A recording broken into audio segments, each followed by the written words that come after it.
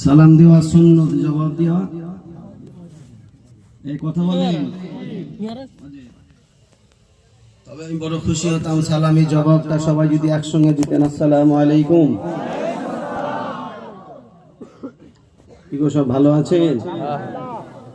জোরে বলেন আলহামদুলিল্লাহ। প্রায় 8 বছর পর আসছি। কত বছর পর? 8 বছর। কত? আরো বেশি বলছি। এই আবার যা কল লাগিয়েছে আবার 8 বছর পর হবে। পিছনে একটা চট বিছায়, ছেলেরা পিছনে একটা চট বিছিয়ে দাও তো। যারা জলসার আশেপাশে আছেন তাড়াতাড়ি পাক মাহফিলে চলে আসেন। আল্লাহ পাকের রহমত, আল্লাহ পাক এই পবিত্র জায়গা বেহেশতের বাগানে আল্লাহ বসিয়েছেন। যতক্ষণ পর্যন্ত এখানে বসে থাকবেন হাতের গোনা, পায়ের গোনা, চুনের গোনা হবে না, চোখের গোনা হবে না। রহমতের জায়গা আল্লাহ পাক বসিয়েছেন। যে নবীকে সৃষ্টি না করলে আল্লাহ পাক আসমান জমিনকে আল্লাহ সৃষ্টি করতেন না, 18,000 মাখলুককে আল্লাহ বানাতেন না। যে নবীর ওসিলায় হযরতে আদম আলাইহিস সালামকে আল্লাহ ক্ষমা করেছিলেন।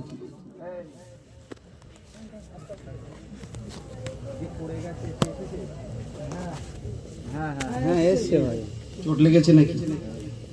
একবার আমার সঙ্গে দেখা করাবেন। আজকে তাম পৃথিবীতে আল্লাহ পাক রাসূল পাকের সম্মানটা দিনকে দিন বাড়াচ্ছে। আজকে সেই নবীর শানে একটু দরুদ শরীফ পড়ব, আর এই দরুদ শরীফে তোহফা আল্লাহর নবীর দরবারে পৌঁছাবে ইনশাআল্লাহ।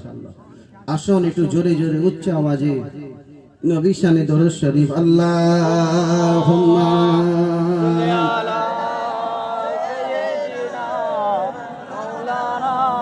মুহাম্মদ ওয়া আলা আলি সাইয়্যিদিনা মাওলানা মুহাম্মদ। सबको बता दे किधर है मदीना, मैं उधर हो जाऊं जिधर है मदीना। तरफता है दिल मचलती है आंखें, कोई तो बता दे किधर है मदीना। अल्लाहुम्मा जोरे जोरे अला सय्यिदिना मौलाना मुहम्मद सय्यिदिना मौलाना। এটা মহাব্বতের সঙ্গে কালমা জিকির, কালমা লা ইলাহা, জোরে জোরে লা ইলাহা লা ইলাহা ইল্লাল্লাহ মুহাম্মাদুর রাসূলুল্লাহ সাল্লাল্লাহু আলাইহি ওয়াসাল্লাম। হাসবি রব্বি জাল্লাল্লাহ, হাসবি রব্বি জাল্লাল্লাহ, হাসবি রব্বি জাল্লাল্লাহ, হাসবি রব্বি জাল্লাল্লাহ। মা ফি কলবি গায়রুল্লাহ, নূর মুহাম্মদ সাল্লাল্লাহ। হক লা ইলাহা ইল্লাল্লাহ, লা ইলাহা ইল্লাল্লাহ, লা ইলাহা ইল্লাল্লাহ মুহাম্মাদুর রাসূলুল্লাহ। আল্লাহুম্মা জোরে জোরে সাইয়্যিদিনা মাওলানা মুহাম্মদ ওয়া আলা আলি সাইয়্যিদিনা মাওলানা মুহাম্মদ। ইয়া রিহাজিল মাজলিস, উপস্থিত গ্রামবাসী আল্লাহওয়ালা ভাইরাম, দূর দূরান্ত থেকে আগত আমার মোমেনগণেরা, জওয়ান ও যুবকেরা, মুরব্বিহানেরা, মুরব্বিগণেরা, পর্দার আড়ালে আমার আম্মা জানেরা, কচি কচি বাচ্চারা, আল্লাহ পাকের কাছে লাখ লাখ শুকর। আল্লাহ পাক আজকে আপনাকে আমাকে এই পাক মাহফিল রিয়াজুল জান্নাত, জান্নাতের বাগিচায় আল্লাহ আমাদের সকলকে হাজির করিয়েছেন। আল্লাহ পাক আমাদেরকে কবুল করেছেন, আল্লাহ পাক আমাদেরকে মোহাব্বত করেছেন, আল্লাহ পাক আমাদেরকে ভালোবেসে সেই মোহাব্বতের জায়গা, সেই পবিত্র জায়গা, সেই বেহেশতের বাগানে আল্লাহ আমাদের সকলকে বসিয়েছেন। একটু জোরে বলুন না আলহামদুলিল্লাহ। একটু জোরে হবে না? এমন একটা মাহফিল আল্লাহ বসিয়েছেন, এই মাহফিলের যতক্ষণ পর্যন্ত আখিরি দোয়া না হবে ততক্ষণ পর্যন্ত আল্লাহ পাকের রহমতি ফেরেশতারা এখানে থাকবে। এই মাহফিলের যতক্ষণ পর্যন্ত আখিরি দোয়া না হবে ততক্ষণ পর্যন্ত আল্লাহ পাকের রহমতও এখানে জারি থাকবে। আল্লাহ তামাম বিশ্বকে সাজিয়েছে একমাত্র নবী পাকের ওসিলা। পৃথিবীর যে দেশে যাবেন, যে এলাকায় যাবেন, যে শহরে যাবেন, সেখান থেকে আওয়াজ আসছে আশহাদু আল্লা ইলাহা ইল্লাল্লাহ, আশহাদু আন্না মুহাম্মাদুর রাসূলুল্লাহ সাল্লাল্লাহু আলাইহি ওয়াসাল্লাম। আল্লাহ তামাম বিশ্বকে সাজিয়েছে একমাত্র নবী পাকের ওসিলা। আজকের এই মহলটাকে আল্লাহ সাজিয়েছে কার ওসিলায়? নবীর ওসিলায়।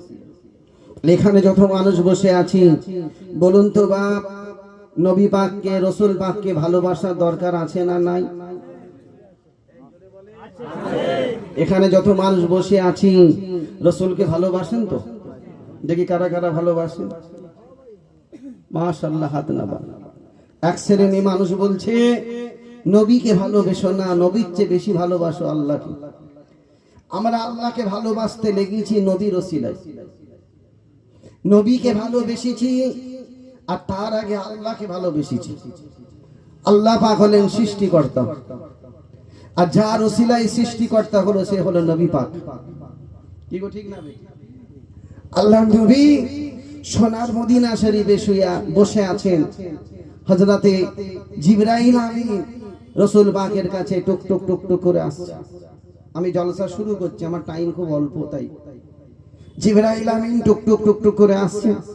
তো আল্লাহ নবী জিবরাইলকে ডেকে বলছে, জিবরাইল তুমি এত খুশি কেন? তুমি এত আনন্দ কেন? জিবরাইল আমিন বলছে, হুজুর আমি যে কেন খুশি, আমি যদি আপনাকে বলি আপনিও খুশি হয়ে যাবেন। রাসূল বলছে, বলো কি খুশি? আমি বললে, তুমি বললে আমি কি খুশি হব বলো? বলি, ইয়া রাসূলুল্লাহ, আজকে কোনো ওহী নিয়ে আসেনি, তবে আল্লাহ পাক আজকে আমাকে পাঠিয়েছে আপনার উম্মাত উম্মাতীদের ভেতরে ৭০,০০০ উম্মাত উম্মাতি বিনা হিসাবে আল্লাহর দয়ার জান্নাতে যাবে। জোরে বলুন না সুবহানাল্লাহ।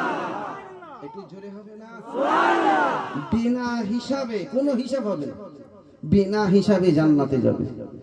রাসূলকে বলার সঙ্গে সঙ্গে আমার নবী পাকের নূরানি চোখ দিয়ে টপ টপ করে পানি বেরোচ্ছে।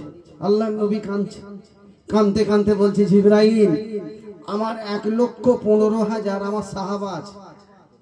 ১,১৫,০০০ আমার শুধু সাহাবা আছে, আর তুমি বলছো ৭০,০০০ উম্মাত উম্মাতি জান্নাতে যাবে।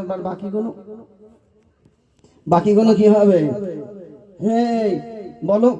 হযরতে ওমর ফারুক রাসূল পাকের পাশে বসে আছে। হযরতে ওমর ফারুক দেখছে, মুখে দিকেছে, আমার রাসূল বলছে, এ ওমর, এই কথাটা কি তুমি মেনে নেবে? এটা কি সমর্থন করছো? এই কথাটা কি তুমি নিবে? হযরতে ওমর ফারুক বলছে, না হুজুর, এটা মানা যাবে না। যেমন পীর তেমন মুরিদ, যেমন শিক্ষক তেমন ছাত্র। তো হযরতে ওমর ফারুক বলছে, আপনি জিবরাইলকে অপাস করে দেন, মানে পাঠিয়ে দেন, আরেকবার আল্লাহ পাকের কাছে পাঠান, আল্লাহ কি বলে দেখেন। কেন আপনি তো নারাজ, আপনি তো খুশি না, আপনি দ্বিতীয়বার একবার জিবরাইলকে পাঠিয়ে দেন। রাসূল বলছে, হে জিবরাইল, আমি আমার ওমর খুশি, আমি রাসূলুল্লাহ খুশি। ওমর নারাজ, আমি রাসূলুল্লাহ নারাজ। জোরে বলুন না সুবহানাল্লাহ। যাও আল্লাহ পাকের কাছে গিয়ে বলো যে ওমর অখুশি, রাসূলুল্লাহ অখুশি। জিবরাইল আমিন আবার চলে যাচ্ছে। কিছুক্ষণ পরে জিবরাইল আবার আসছে। রাসূল মুচকে মুচকে হাসছেন, এই জিবরাইল কি খবর? বলে, হুজুর আমার রাসূলুল্লাহ যাতে খুশি, আমার আল্লাহ তাতে খুশি। জোরে বলুন না সুবহানাল্লাহ। হুজুর ৭০,০০০ উম্মাত উম্মাতি জান্নাতে যাবেই যাবে, তবে ৭০,০০০ উম্মাতদের ভেতরে একজন উম্মাত ৭০,০০০ উম্মাতকে নিয়ে জান্নাতে যাবে। জোরে বলুন না সুবহানাল্লাহ। একটু জোরে হবে না? সুবহানাল্লাহ। ৭০,০০০ উম্মাত উম্মাতি জান্নাতে যাবে, আর ৭০,০০০ উম্মাত উম্মাতি একজন ৭০,০০০ উম্মাত উম্মাতিকে নিয়ে জান্নাতে যাবে। একটু জোরে হবে না? সেই রসুলকে আমরা মহব্বত করি। এই যুবকেরা নবী ভাগের সঙ্গে রসুল ভাগের সঙ্গে দুনিয়ার কোন সৃষ্টির তুলনা করা যায় না, যেতে পারে না বাবা। ও ভাইজানেরা, আগে নামাজ পড়া হতো পশ্চিম দিকে মুখ করে নয়, আগে নামাজ পড়া হতো দক্ষিণ দিকে মুখ করে নয়, আগে নামাজ পড়া হতো কাবার দিকে মুখ করে নয়, আগে নামাজ পড়া হতো উত্তর দিকে মুখ করে নয়। এ ছেলেরা, জওয়ান যুবকেরা, আগে নামাজ পড়া হতো বাইতুল মুকাদ্দাসের দিকে মুখ করে। আল্লাহ নবী আসরের নামাজ পড়ছেন, পিছনে মুসল্লি হযরত ওমর ফারুক, মুসল্লি শেরে খুদা আলী, মুসল্লি হযরত আবু বকর সিদ্দিক। আল্লাহ নবী আসরের নামাজ পড়ছেন, দুই রাকাত নামাজ পড়ে আত্তাহিয়াত পড়ে আল্লাহ নবী উঠে দাঁড়ায়, দাঁড়িয়ে দাঁড়িয়ে মনে মনে মনে মনে চুপি চুপি চুপি চুপি আল্লাহ পাককে বললেন, ইয়া আমার আল্লাহ, আজ থেকে নবীর জন্য, নবীর উম্মতিদের জন্য যদি কাবা কিবলা হয়ে যায়, আমি রাসূলুল্লাহ বড় খুশি হয়ে যেতাম। আল্লাহ পাক সঙ্গে সঙ্গে বলেছিলেন, ইয়া আমার হাবিব, আপনি যাতে খুশি, আমি আল্লাহ তাতে খুশি। ইয়া আমার নবী, আপনি দুই রাকাত নামাজ বাইতুল মুকাদ্দাসের দিকে মুখ করে পড়েছেন, বাকি দুই রাকাত নামাজ আমার কাবার দিকে মুখ করে পড়ুন। আজ থেকে আপনার জন্য, আপনার উম্মতিদের জন্য আমি আল্লাহ পাক ওই কাবাকে কিবলা বানিয়ে দিলাম। জোরে বলুন না সুবহানাল্লাহ। ও ভাইজানেরা, আল্লাহ নবী আসরের নামাজ শেষ করে হযরত ওমর ফারুককে ডাকলেন, এ বাবা ওমর, এদিকে আসেন, এদিকে আসেন। আপনি আসরের নামাজ পড়ছিলেন বাইতুল মুকাদ্দাসের দিকে মুখ করে, হঠাৎ কেন কাবার দিকে ঘুরে গেলেন? আল্লাহ নবী ওমরকে বলছে, এই বাইতুল মুকাদ্দাসের দিকে মুখ করে নামাজ পড়ছিলে, হঠাৎ কেন কাবার দিকে ঘুরলে? হযরত ওমর ফারুক আস্তে আস্তে এসে আল্লাহ নবীর কদম দুটো জড়িয়ে ধরে বললেন, ইয়া রাসূলুল্লাহ, ইয়া হাবিবাল্লাহ, হুজুর, কোন দিকে কাবা, কোন দিকে কিবলা, কোন দিকে পশ্চিম, কোন দিকে উত্তর, এটা ওমর জানে না, বোঝে না, জানে না, বোঝে না। তবে আমার ডান দিকে হযরত আবু বকর সিদ্দিক ছিলেন। আমি ওমর আবু বকরকে অন্তরে জায়গা দিয়েছি। আমি ওমর আবু বকর ছাড়া কিছু জানি না, বুঝি না। ইয়া রাসূলুল্লাহ, ইয়া হাবিবাল্লাহ, হুজুর, আমার আবু বকর যেই দিকে, আমি ওমর সেই দিকে। এটি জোরে হবে না? হুজুর, আমি সব বুঝেছি, আমার ডান দিকে আবু বকর সিদ্দিক যেই দিকে ঘুরে গেছে, যেই দিকে, আমি ওমরও সেই দিকে। আল্লাহ নবী বলছেন, এই ওমর, এই আবু বকর সিদ্দিক, এইদিকে আসেন তো, এইদিকে আসেন। এই যুবকেরা, হযরত আবু বকর সিদ্দিক আল্লাহর নবীর কাছে এসে দাঁড়ালেন। লব্বাইক ইয়া রাসূলুল্লাহ, হুজুর আপনি আমাকে ডাকলেন। ও বাবা আবু বকর, আসরের নামাজ পড়ছিলে বাইতুল মুকাদ্দাসের দিকে মুখ করে, হঠাৎ কেন কাবার দিকে ঘুরে গেলে? হযরত আবু বকর সিদ্দিক আল্লাহর নবীকে বুকে জড়িয়ে ধরে চিৎকার করে করে বললেন, ইয়া রাসূলুল্লাহ, ইয়া হাবিবাল্লাহ, কোন দিকে বাইতুল মুকাদ্দাস, কোন দিকে মসজিদ আল আকসা, এটা আবু বকর জানে না, বোঝে না।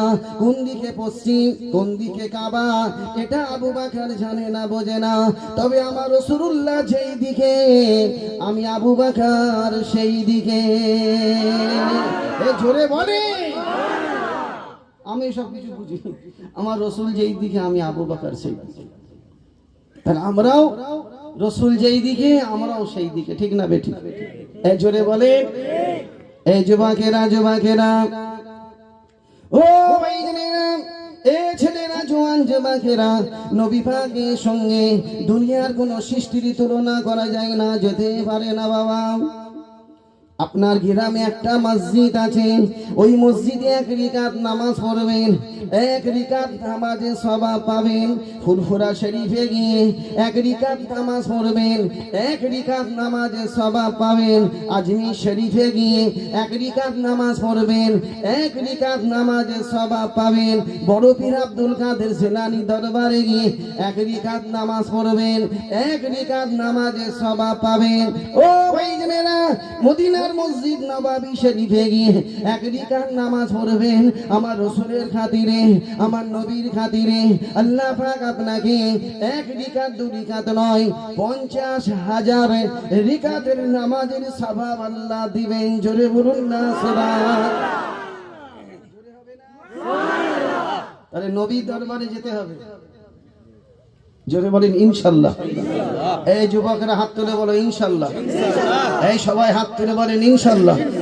জোরে বলেন ইনশাআল্লাহ। নবীর দরবারে যেতে হবে। আর আজকে যারা যারা হাত তুলেছেন আপনাদের সবাইকে বলছি, সামনে আছে একটা মহারাত, সেটা হলো শবে বরাত। ওই রাত্রিরে ঠিক যখন 2টো বাজবে কি 3টে বাজবে, একটু মসজিদে গিয়ে বলবে আল্লাহ আমি তোমার কাবার দরবারে যাব, তোমার রাসূল পাকের দরবারে যাব, এটা আমাকে নিয়ে যাও, আমি বড় গরিব, আমাকে একটু নিয়ে যাও, দেখবে আল্লাহ ঠিক নিয়ে যাবে। আজকে কথাটা মিলিয়ে নিও। চাওয়ার মতো চাইতে হবে, চাওয়ার মতো চাইলে আল্লাহ কবুল করবে। কি কবুল করবে না? এই কথা বলছে না কেন? ঠিক।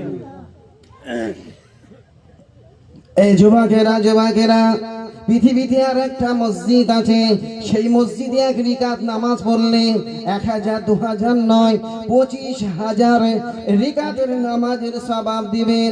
যে মসজিদের নাম মসজিদে আল-আকসা, ওই আল-আকসা এক রিকাত নামাজ পড়লে 1000 2000 নয় 25,000 রিকাতের নামাজের সওয়াব আল্লাহ দিবেন। জোরে বলুন না সুবহানাল্লাহ।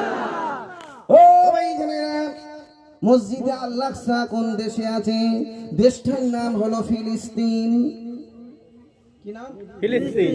আজকের ফিলিস্তিনের কচি কচি বাচ্চাদেরকে মারছে ইসরাইল। বলছে মসজিদে আকসাকে দখল করতে হবে, মসজিদে আকসাকে দিয়ে দাও, মসজিদে আল-আকসাকে আমাকে দিয়ে দাও। ইসরাইল বলছে বাবা মসজিদে আল-আকসাকে আমাদেরকে দিয়ে দাও।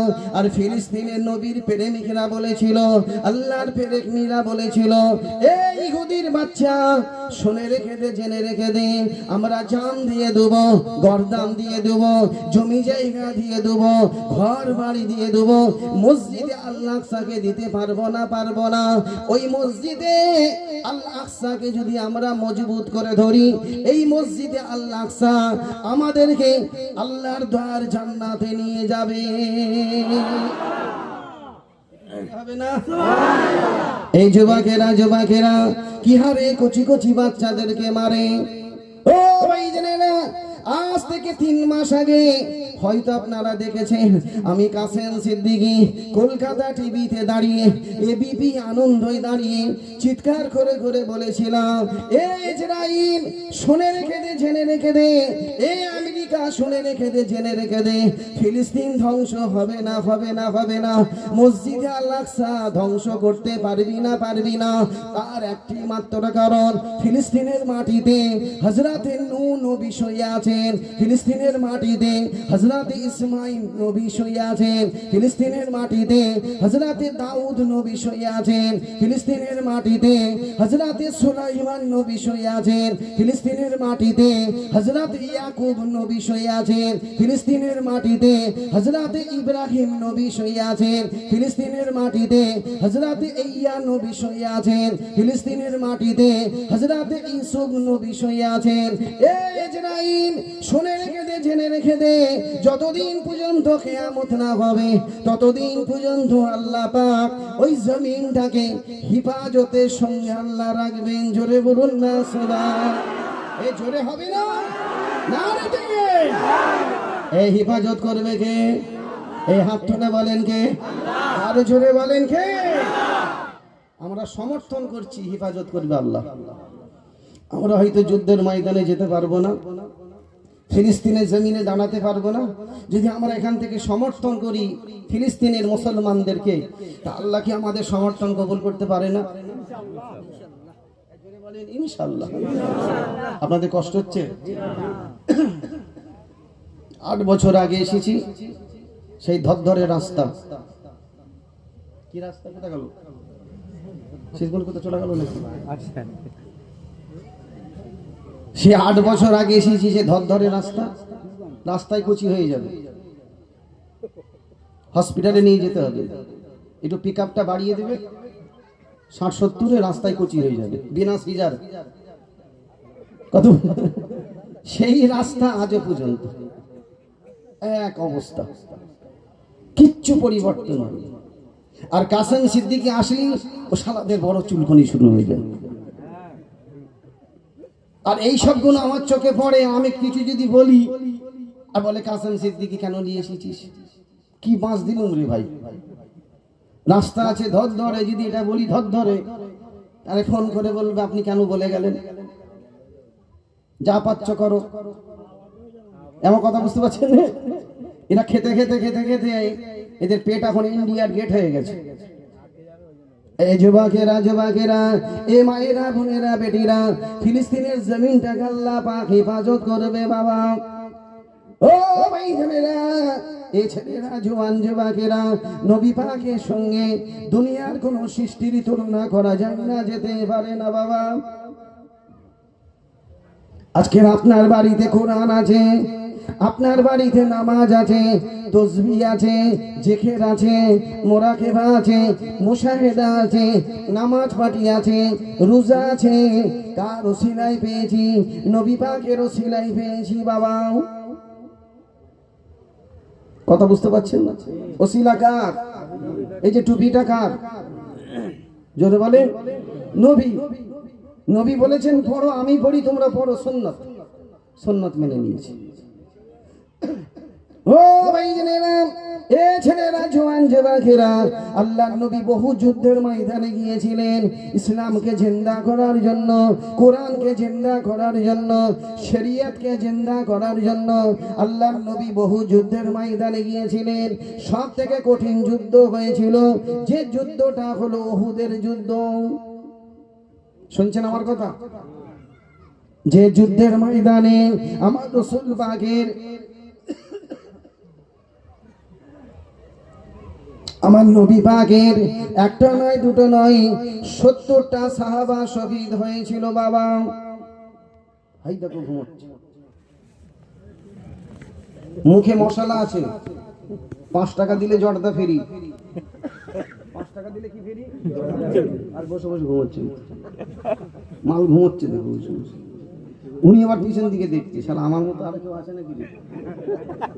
ঘুমাবেন না, ছোট্ট ছোট্ট কথা বলছি। আর এত সকাল সকাল যদি কেউ ঘুমোই, বউ থাকবে না, বউ পালাবে।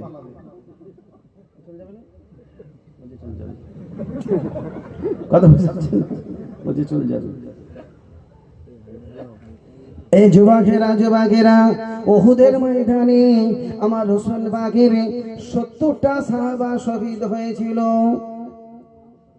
ও ভাইজানেরা, 40টা সাহাবা যখন শহীদ হয়ে গেছে, আল্লাহর নবী একটা উঁচু জায়গায় দাঁড়িয়ে দাঁড়িয়ে হুপিয়ে হুপিয়ে কাঁদে। কাঁদতে কাঁদতে বললেন, ও বাবা ওমর, আপনি যুদ্ধ বন্ধ করে নবী পাকের কাছে ছুটে আসেন। হযরত ওমর ফারুক যুদ্ধ বন্ধ করে আল্লাহর নবীর কাছে ছুটে আসলেন। লাব্বাইক ইয়া রাসূলুল্লাহ, হুজুর আপনি আমাকে ডাকলেন। ও বাবা ওমর, শেরে খুদা আলী যে তরোয়ালে যুদ্ধ করে, সেই তরোয়ালটা মাঝে মাঝে নিচের দিকে ঝুঁকে যায়। আর আলী তরোয়াল যদি ঝুঁকে যায়, হামজা তরোয়াল ঝুঁকে যাবে, খোবাইরে তরোয়াল ঝুঁকে যাবে, আমি রাসূলুল্লাহ হয়তো হেরে যাব। ও বাবা ওমর, তোমার ডান হাতে যে তরোয়াল আছে, সেই তরোয়ালটা জমিনে ফেলে দাও। তরোয়ালটা জমিনে ফেলে দিয়ে রাসূল পাকের চাঁদ মুখের দিকে তাকিয়ে তাকিয়ে আল্লাহর নামে তাকবীর দাও, তাকবীর। হযরত ওমর ফারুক ডান হাত থেকে তরোয়াল ফেলে দিয়ে রাসূল পাকের চাঁদ মুখের দিকে তাকিয়ে তাকিয়ে আল্লাহর নামে তাকবীর দিতে লাগলেন। সে তাকবীরের আওয়াজ আল্লাহ পাক কবুল করে নিয়ে 7 তবক আসমান থেকে হাজারে হাজারে ফেরেশতাদেরকে উহুদের মাটিতে নামিয়ে আল্লাহ পাক আমার রাসূলকে জয় করিয়েছিলেন। 70টা সাহাবা, কারোর বয়স ছিল 24, কারোর বয়স ছিল 27, কারোর বয়স ছিল 32, কারোর বয়স ছিল 38, 40-এর উপরে কারোর ছিল না বাবা। ও ভাইজানেরা, আল্লাহ নবী ওই 70টা সাহাবাকে টেনে টেনে টেনে টেনে মদিনা শরীফে নিয়ে আসলেন। কারোর পেট কাটা, কারো হাত কাটা, কারো গর্দান কাটা, কারো কোমর কাটা, এইভাবে 70টা সাহাবাকে টেনে টেনে মদিনা শরীফে নিয়ে আসলেন। হযরতে আবু বকর সিদ্দিক বললেন, ইয়া রাসূলুল্লাহ, ইয়া হাবিবাল্লাহ, এই 70 জনকে মদিনার কোন জায়গায় রাখা হবে, কার বাড়িতে রাখা হবে, কোন জায়গায় রাখা হবে? আল্লাহর নবী বলেছিলেন, ও বাবা আবু বকর, এই 70 জনকে মদিনার এখানে সেখানে রাখা যাবে না, যাবে না। এর বাড়ি তার বাড়িতে রাখা যাবে না, যাবে না। কারণ এই 70 জনকে আল্লাহ পাক দুনিয়াতে জান্নাতি জান্নাতি বলে ঘোষণা করে দিয়েছে। এরা সব জান্নাতি, রাখবে কোথায়? এদের রক্তটাও পাক, ইসলামের জন্য শহীদ হয়ে গেছে। সব যুবক, কারো পেট কাটা, কারো হাত কাটা, চলো লাশগুলোকে তোলো, মদিনার মসজিদ নবাবী শরীফের ভেতরে রাখা হবে। আল্লাহ নবী লাশগুলোকে কাতারে কাতারে কাতারে কাতারে শোয়াতে শোয়াতে বলছে, বাবা আবু বকর, বাবা আবু বকর, লাশগুলোকে শোয়াচ্ছি, তোমার মাথা থেকে পাগড়িটা দাও, পাগড়ি পাগড়ি দাও আমার হাতে। হযরতে আবু বকর সিদ্দিক পাগড়িটা হাত মাথা থেকে খুলে রাসূল পাকের হাতে দিলেন। আল্লাহর নবী পাগড়িটা নিয়ে সাহাবাদের শরীরের রক্তগুলোকে মুছছে, শরীরে রক্তগুলোকে মুছছে, মুছতে মুছতে বলছে, বাবা এরা আমাদের চেয়ে বেশি শুনতে পাচ্ছে, এরা আমাদের চেয়ে বেশি শুনতে পাচ্ছে, এরা মরে নেই, এরা আল্লাহর নামে কুরবান হয়ে গেছে, এরা আমাদের চেয়ে বেশি খুশি হয়েছে আল্লাহর কাছে।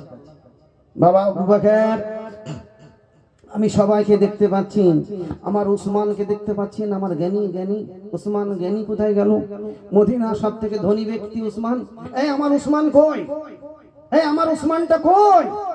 হযরতে আবু বকর সিদ্দিক বলছেন, ইয়া রাসূলুল্লাহ, হযরত উসমান জ্ঞানী মদিনার বাজারে গেছে কাফনের কাপড় কিনতে, 70টা লাশ এসেছে, এদের গোসল হবে, এদের কাপড় দিয়ে তুলো লাগানো হবে, তুলো তুলো যেসব কেটে গেছে সেসব জায়গায় তুলো লাগিয়ে, গোসল দিয়ে তুলো লাগিয়ে কাফন পরাতে হবে, এইসব সরঞ্জাম কিনতে গেছে।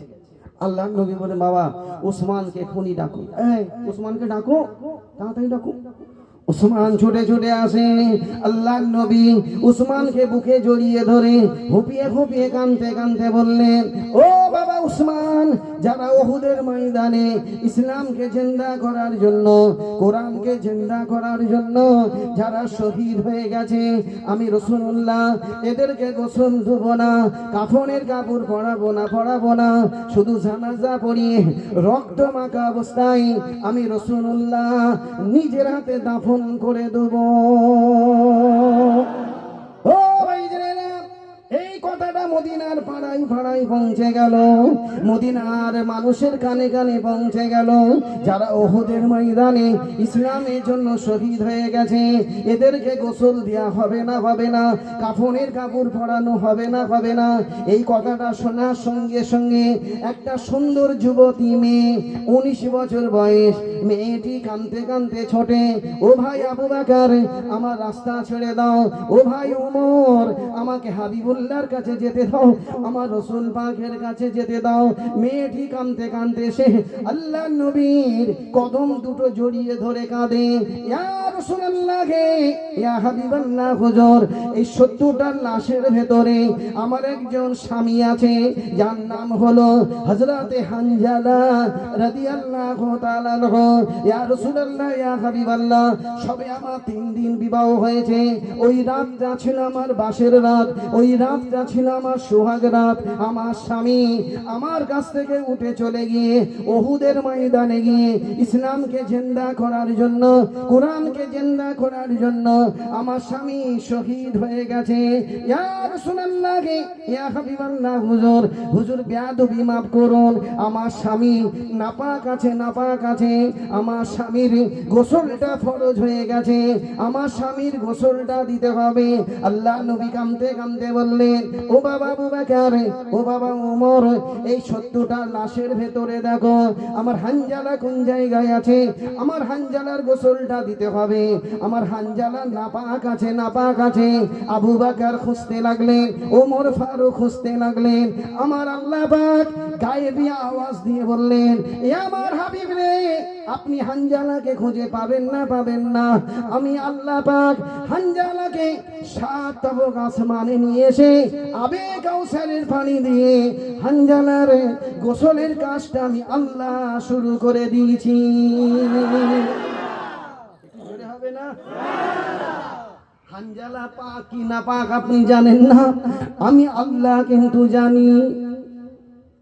ও ভাই জানেরা, ওদের কাছে দুনিয়াটা আগে ছিল না বাবা, ওদের কাছে সংসার ধর্মটা আগে ছিল না, ওদের কাছে আগে ছিল আমার আল্লাহ, আল্লাহ রসুল। ওদের কাছে শুধু এটাই ছিল। ও ভাই জানেরা, ফিলিস্তিনের মানুষেরা বড় পীর আব্দুল কাদের জিলানী দরবারে গিয়েছিল। কচি কচি বাচ্চারা, 1 শ্রেণী বাচ্চারা বড় পীর আব্দুল কাদের জিলানী দরবারে গিয়েছিল। কিছুদিন আগে আমি কাসেম সিদ্দিকী, আব্বাস সিদ্দিকী, জুনায়েদ সিদ্দিকী, সৌদ সিদ্দিকী বড় পীর আব্দুল কাদের জিলানী দরবারে গিয়েছিলাম। খবরটা জানেন? আমরা গিয়েছিলাম 4 জন। কদিন আগে? এই তোমরা জানো না? হ্যাঁ হ্যাঁ, কদিন বড় আগে পীর আব্দুল কাদের জিলানী দাদা হুজুরের জামানা থেকে কেউ যায়নি। বড় হুজুর, মেজ হুজুর, ন হুজুর, সেজ হুজুর, ছোট হুজুর যায়নি। আমার বাচ্চা ছাড়া কেউ যায়নি, ভাইয়েরা কেউ যায়নি। আমরা চিন্তা করলাম একবার বাগদাদ শরীফে চলো, একবার হুজুরের মাজারটা জিয়ারত করে আসি। 17 ঘন্টা প্লেনে লেগেছে, 17 ঘন্টা প্লেনে গিয়েছি। হুজুরের মাজার জিয়ারত করছি, রাত তখন 2টো বাজে। ওখান থেকে ফিলিস্তিন মাত্র 346 কিলোমিটার রাস্তা, মাত্র 346 কিলোমিটার রাস্তা। 2 ঘন্টায় আপনি ফিলিস্তিনে পৌঁছে যাবেন, 2 ঘন্টা, এত সুন্দর রাস্তা। রাত 2টো বাজে দেখি কচি কচি বাচ্চা, মাসুম বাচ্চারা বড় পীর আব্দুল কাদের জিলানীর মাজারে এসে ওই জাপড়ি আছে, জাপড়ি লোহার যে জাপড়ি আছে তার দিকে না, সে জাপড়িতে হাত দিয়ে খুব কাঁদছে আর বলছে, এ বড় পীর, বড় পীর, এ বড় পীর, আল্লাহ পাক তোমাকে ওলিদের বাদশা করেছে, ওলিদের বাদশা আল্লাহ তোমাকে করেছে। আর তোমাদের পাশে আমরা থাকি, ফিলিস্তিনে আমাদের বাড়ি, ফিলিস্তিনের কচি কচি বাচ্চাদেরকে মারছে, মাসুম মাসুম বাচ্চাদেরকে মেরে দিচ্ছে, মায়েদের বোনেদেরকে সব জবা করে দিচ্ছে, কতল করছে, গুলি করছে। 6 লক্ষ মানুষকে মেরে দিল, আর তুমি এখানে শুয়ে আছো। তুমি কি আল্লাহর কাছে একটু সুপারিশ করতে পারো না? একটু আল্লাহকে বলতে পারো না আল্লাহ যেন আমাদের হেফাজত করে? এই বলছে, এত কান্না কাঁদছে। আমরা একটু পাশে গিয়ে দাঁড়াই। কি কচিরা বাচ্চারা, কি সুন্দর চেহারা, মধুর মতো চেহারা। এই যুবকেরা, যুবকেরা, একজনের 3টে সন্তান, একজনের বয়স হলো 2.5 বছর, একটা বাচ্চার বয়স হলো 6 বছর, আর একটা বাচ্চার বয়স হলো 13 বছর। বাবা, 3টে সন্তানকে ঘরের ভেতরে ঢুকে গুলি করেছে বাবা। ও ভাই জানেন, বাপ মা হসপিটালে আছে, বোমের আঘাতে তাদের পা গুলো পুড়ে গিয়েছে বাবা। বাপের কাছে খবর গেল, মায়ের কাছে খবর গেল, তোমার 3টে সন্তানকে ইহুদিরা গুলি করেছে। বাপ মা খুঁড়িয়ে খুঁড়িয়ে ঘরের কাছে এসে দেখে জানাজার মুসল্লিরা দাঁড়িয়ে গেছে, খাটিয়ার উপরে বাচ্চাগুলো রাখা আছে। বাপ মা কাঁদতে কাঁদতে এসে ইমামকে দাঁড়িয়ে দাঁড়িয়ে বলে, এই ইমাম সাহেব, জানাজা শুরু করবেন না, একটু দেরি করেন। বাপ মা কাঁদতে কাঁদতে গিয়ে খাটিয়ার কাছে গিয়ে কাফনের দড়ি খুলতে লাগলেন। 1 ফেদ্দা কাফন সরালেন, 2 ফেদ্দা কাফন সরালেন, 3 ফেদ্দা কাফন সরিয়ে নিজেদের ঠোঁট দিয়ে 3টে সন্তানের কপালে চুমা দিলেন। চুমা দিয়ে বললেন, বাবা, দুনিয়ায় আর দেখা হবে না, হবে না, দুনিয়ায় আর সাক্ষাৎ হবে না, হবে না। আল্লাহ যদি দেখা করায়, আল্লাহ যদি দেখা করায়, আল্লাহ যদি সাক্ষাৎ করায়, কাল কিয়ামতের ময়দানে, হাসরের দিনে, বিচারের দিনে আল্লাহ আল্লাহ রসুলের সামনে দেখা হবে। ও ভাই জানেরা, ওই মা বাপ ছুটে ছুটে এসে ইমামের কাছে দাঁড়িয়ে বলল, ইমাম আমি ব্যাগে করে কিছু মিষ্টি নিয়ে এসেছি, আজকে আমার 3টে সন্তানের জানাজার মুসল্লি যারা যারা হয়েছে আমি সবাইকে মিষ্টি খাওয়াবো। ওই সময় বাপ এসে মুসল্লিদের হাতে মিষ্টি দেয়, মুসল্লিরা মিষ্টিটা হাতে দিয়ে মনে মনে বলছে, আল্লাহ এরা কত খুশি কত আনন্দ। এ যুবকেরা, এ মায়েরা, বোনেরা, বেটিরা, জানাজার মুসল্লিরা ওই বাবাকে বুকে জড়িয়ে ধরে বলে, এ 3টে সন্তানের বাবা তুমি এত খুশি কেন, তুমি এত আনন্দ কেন? 3টে সন্তানের বাবা চিৎকার করে করে বলে, আমি বড় খুশি, বড় খুশি, বড় আনন্দ, আমার তকদির অনেক বড়। তার একটি মাত্র কারণ, আল্লাহ পাক আমাকে 3টে শহীদের বাপ আল্লাহ আমাকে করে দিয়েছে।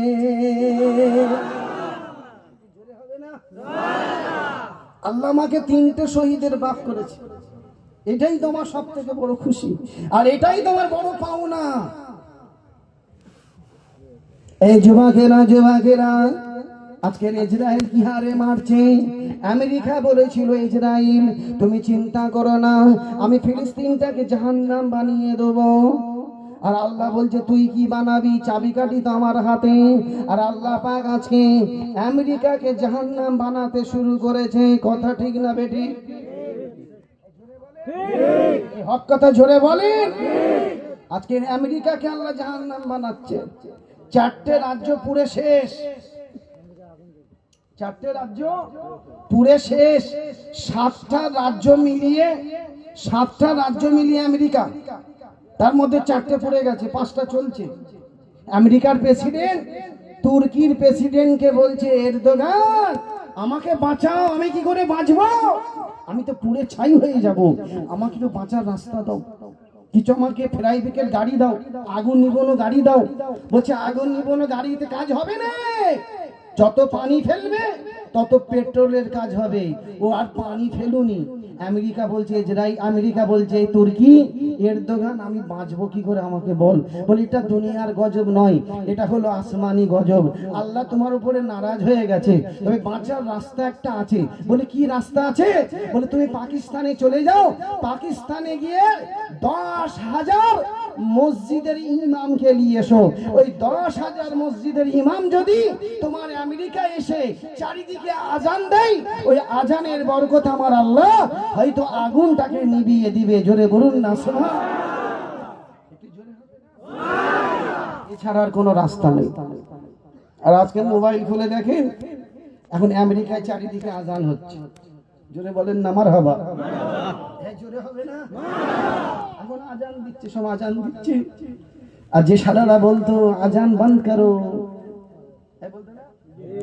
बोलता ना आजान बंद करो, आजान देगा तो हम लोग बहुत डिस्टर्ब हो जाएगा, हम लोग सोते हैं, हम लोग नींद में रहते हैं, आजान दोगे तो हम लोगों का नींद का प्रॉब्लम हो जाएगा। আল্লাহ বলছে নিদু, আল্লাহ বলছে দেখ, ওরা বলছে তুই বেশি করে আজান দে, আজান শেষ হলে আবার দে, আমার ঘুম হোক আর নাই হোক। আল্লাহ দিয়েছে, দেখুন দেখেছেন না? আপনাদের কষ্ট হচ্ছে নাকি? এই গ্রামটার নাম ভুলে গিয়েছি, খিরিশখালী। এই আপনারা বসবেন না, কসম খেয়েছেন? এখানে এসো, এখানে জায়গা আছে, এখানে এসো, এই 3 জন এখানে আসো, মাত্র 3 জন এখানে আসো, এখানে জায়গা আছে 3 জনের। এসো, এই দিকে এসো, তাড়াতাড়ি এসো, 3 জন এখানে এসো। হ্যাঁ, আমি ডাক, বড় মুখ করে ডাকছি, এখানে এসো।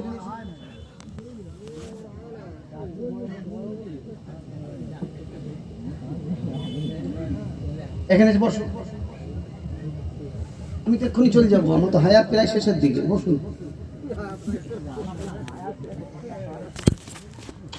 এটা তাকবীর দান ধন, আরে তাকবীর,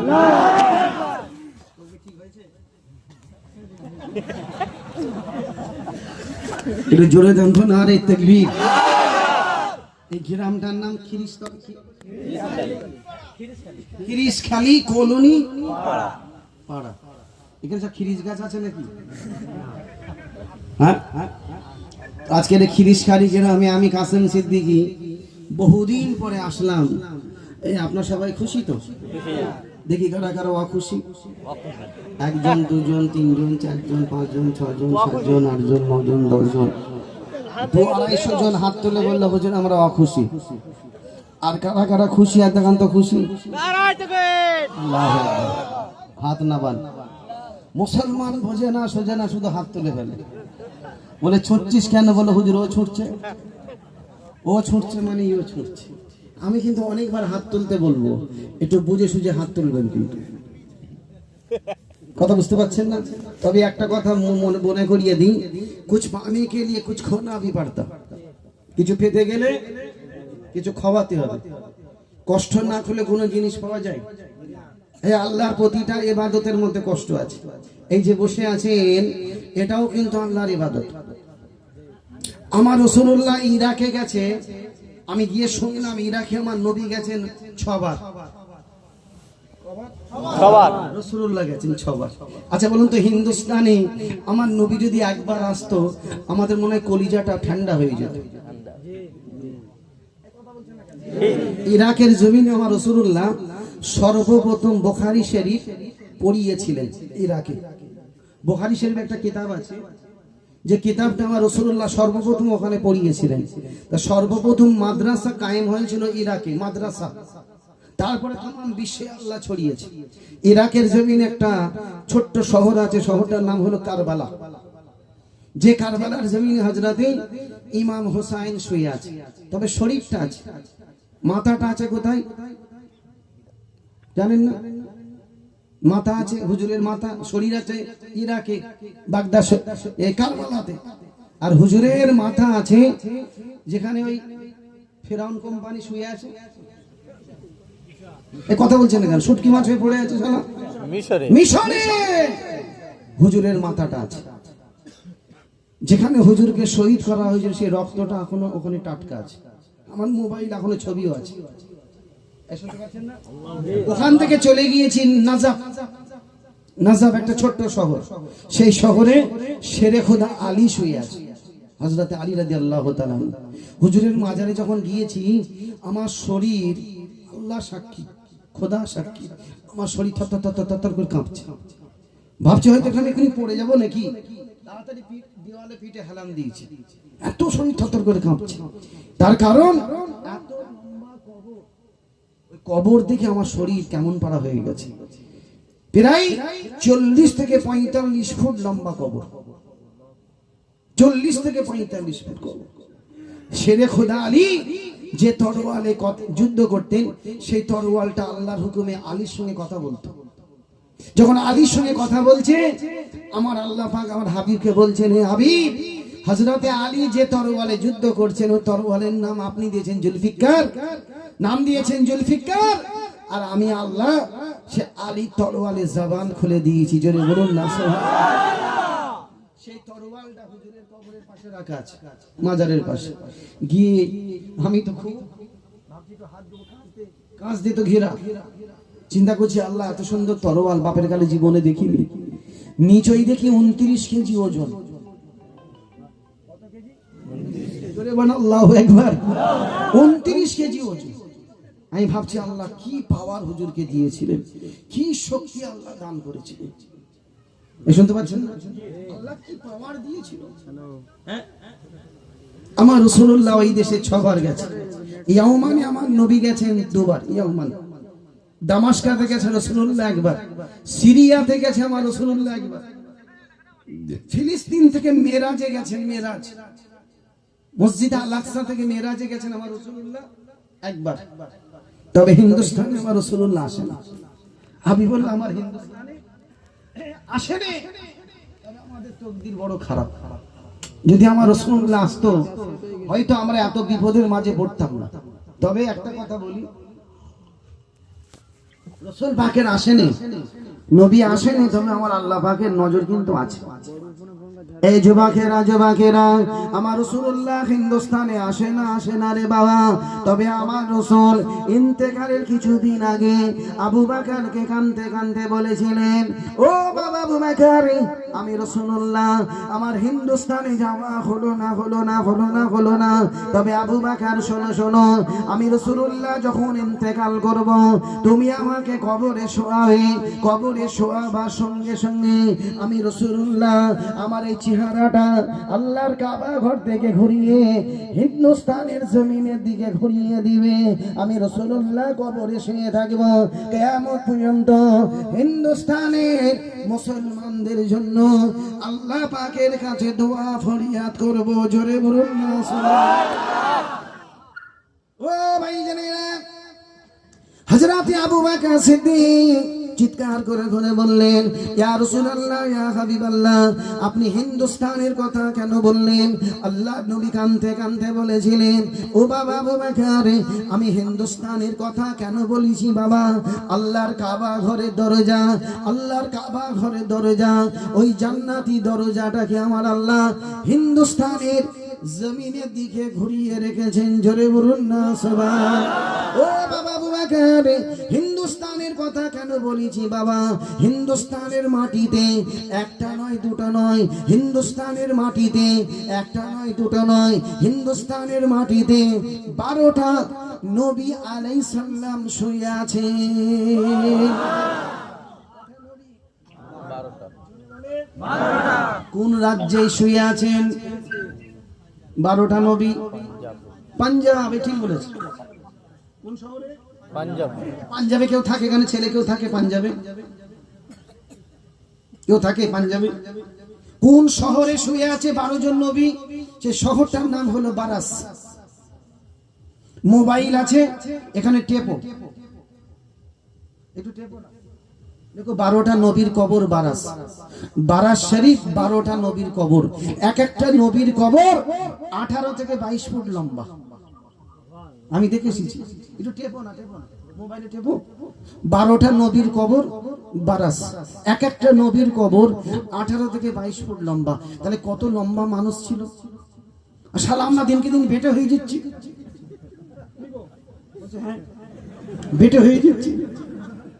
হ্যাঁ, গাড়ি চালাচ্ছি, ক্লাচে পা দিতে পারছি না, পাঁচা টেনে দিতে হচ্ছে, পাঁচাটাকে টানতে হবে, দিয়ে মার টান। আর কি লম্বা মানুষ রে, কি তকদির আল্লাহ করেছিল। হ্যাঁ, কোথায় শুয়ে আছে? বারাস শরীফ, 12টা নবীর কবর। আহারি, সেই জমিনে আমরা আছি। এই যুবকেরা, এই হিন্দুস্তানের মুসলমানেরা, এই দক্ষিণ 24 পরগনার মুসলমানেরা, এই বাসন্তী এলাকার মুসলমানেরা, এ দাদা পীরের পাগলেরা, এ নবীর পাগলেরা, বলুন নবী পাকের নজর যদি আমাদের উপরে থাকে, তাহলে এবারে বলুন আল্লাহর নজর আমাদের উপরে আছে না নাই?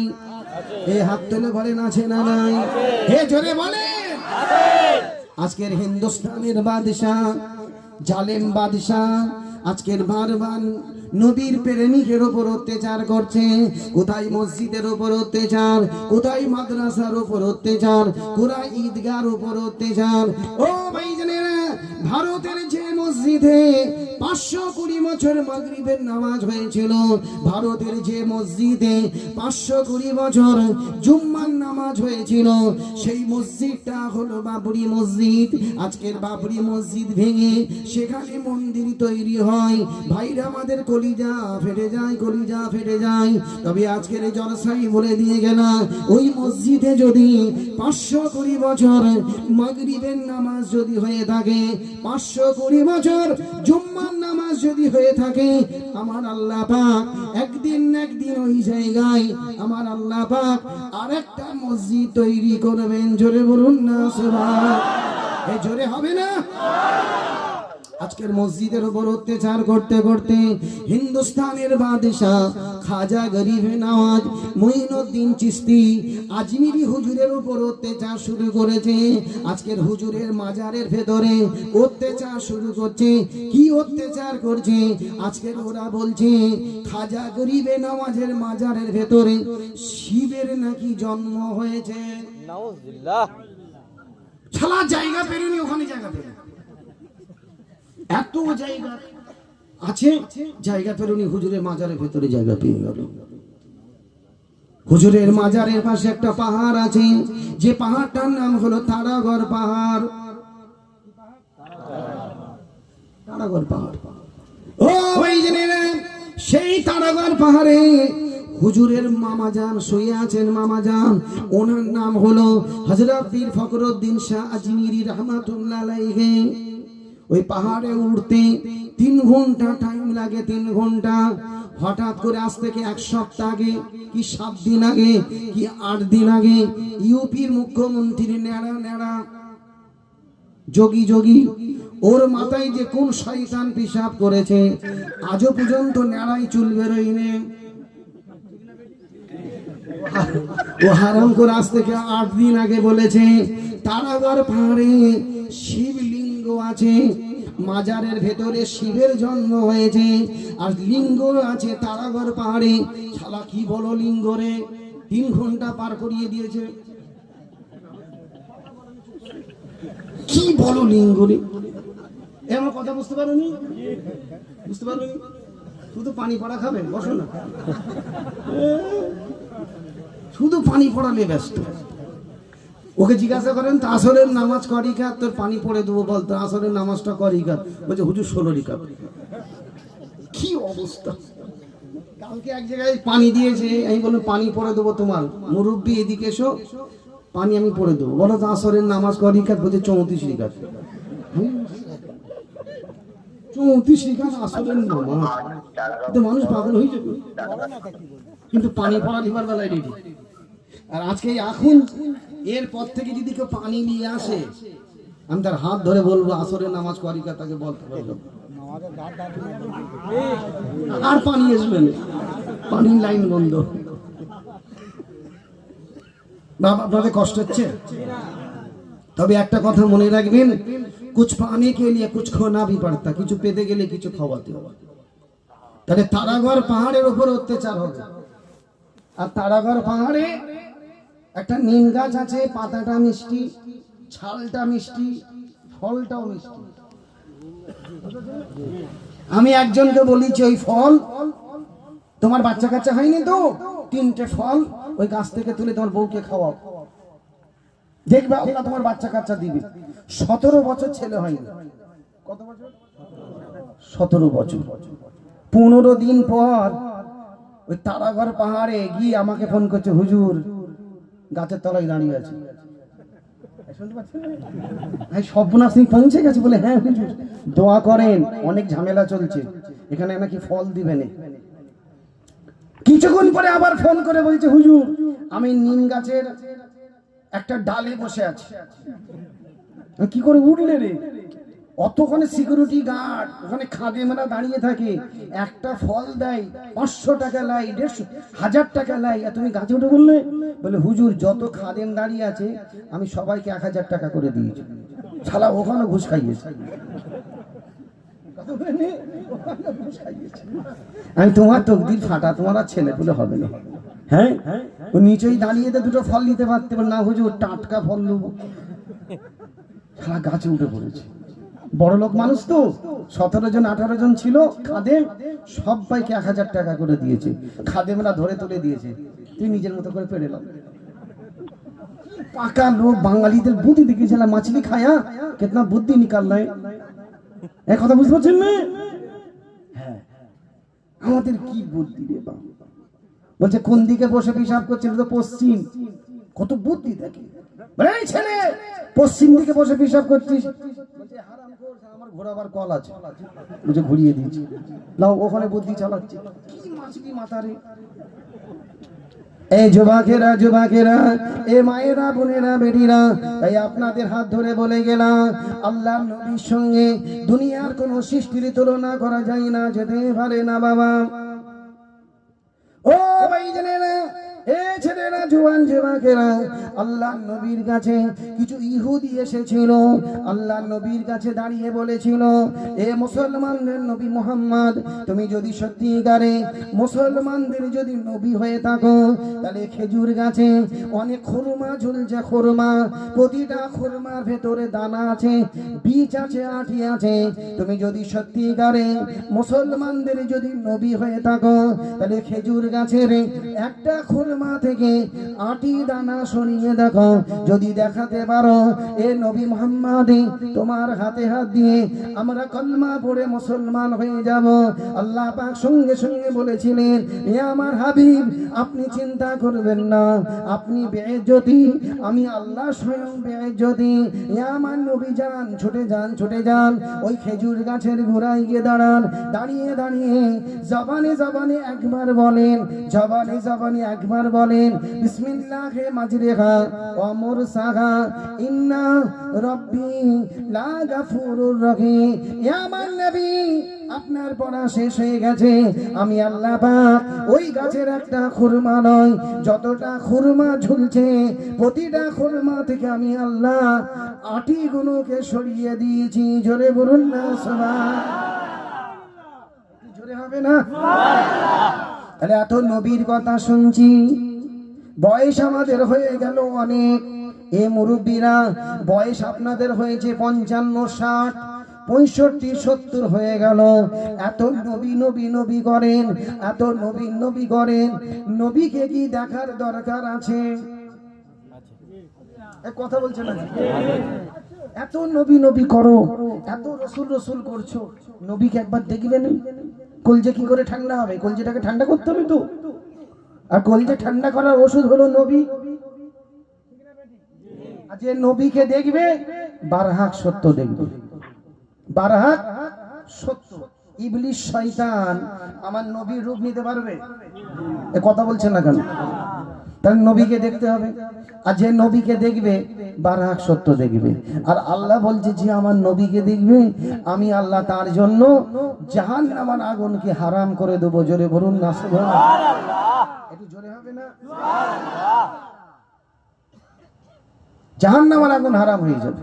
এখানে যত মানুষ বসে আছি, এই যুবকেরা, আমি তোমাদেরকে বিরাট ভালোবাসি, দেখছো না? বেশিরভাগ শুধু বারবার বলছি, এই যুবকেরা, এই যুবকেরা। কেন বলো তো? আমি যুবকদেরকে বেশি ভালোবাসি। কেন? যুবকদেরকে আমার রাসূলুল্লাহ ভালোবেসেছে, আবার যুবকদেরকে আমার আল্লাহও বেশি ভালোবেসেছে। জোরে বলবেন না? যুবকরা যদি 1 মাস গুনাহ করে, নামাজ পড়েনি, তসবিহ পড়েনি, গুনাহ করেই গেছে, গুনাহ করে গেছে। আর যুবকরা যদি একবার শুক্রবারে মসজিদে গিয়ে বলে, আল্লাহ আমাকে তুমি মাফ করে দাও, আমার আল্লাহ বলছে, আমি আল্লাহ সঙ্গে সঙ্গে বান্দাকে মাফ করে দিই। জোরে হবে না? 1 মাসের গুনাহ আল্লাহ মাফ করে। কেন? আল্লাহ বলছে, বান্দা তুই আমার কাছে তো ঝুঁকেছিস। ঝুঁকে না, বোঝেন না? ঝুঁক না, মাথা তো নিচে করেছিস, আমাকে তো খোদা বলে মেনে নিবি, যাক আমি আল্লাহ তোকে মাফ করে দিলাম। এই যুবকদেরকে আমি বলছি, বাপ, সামনে বড় বিপদ আসছে, সামনে বড় বিপদ। তার আগে বলি, যুবকদেরকে আমার আল্লাহ ভালোবাসে, রসুল ভালোবাসে। কেন?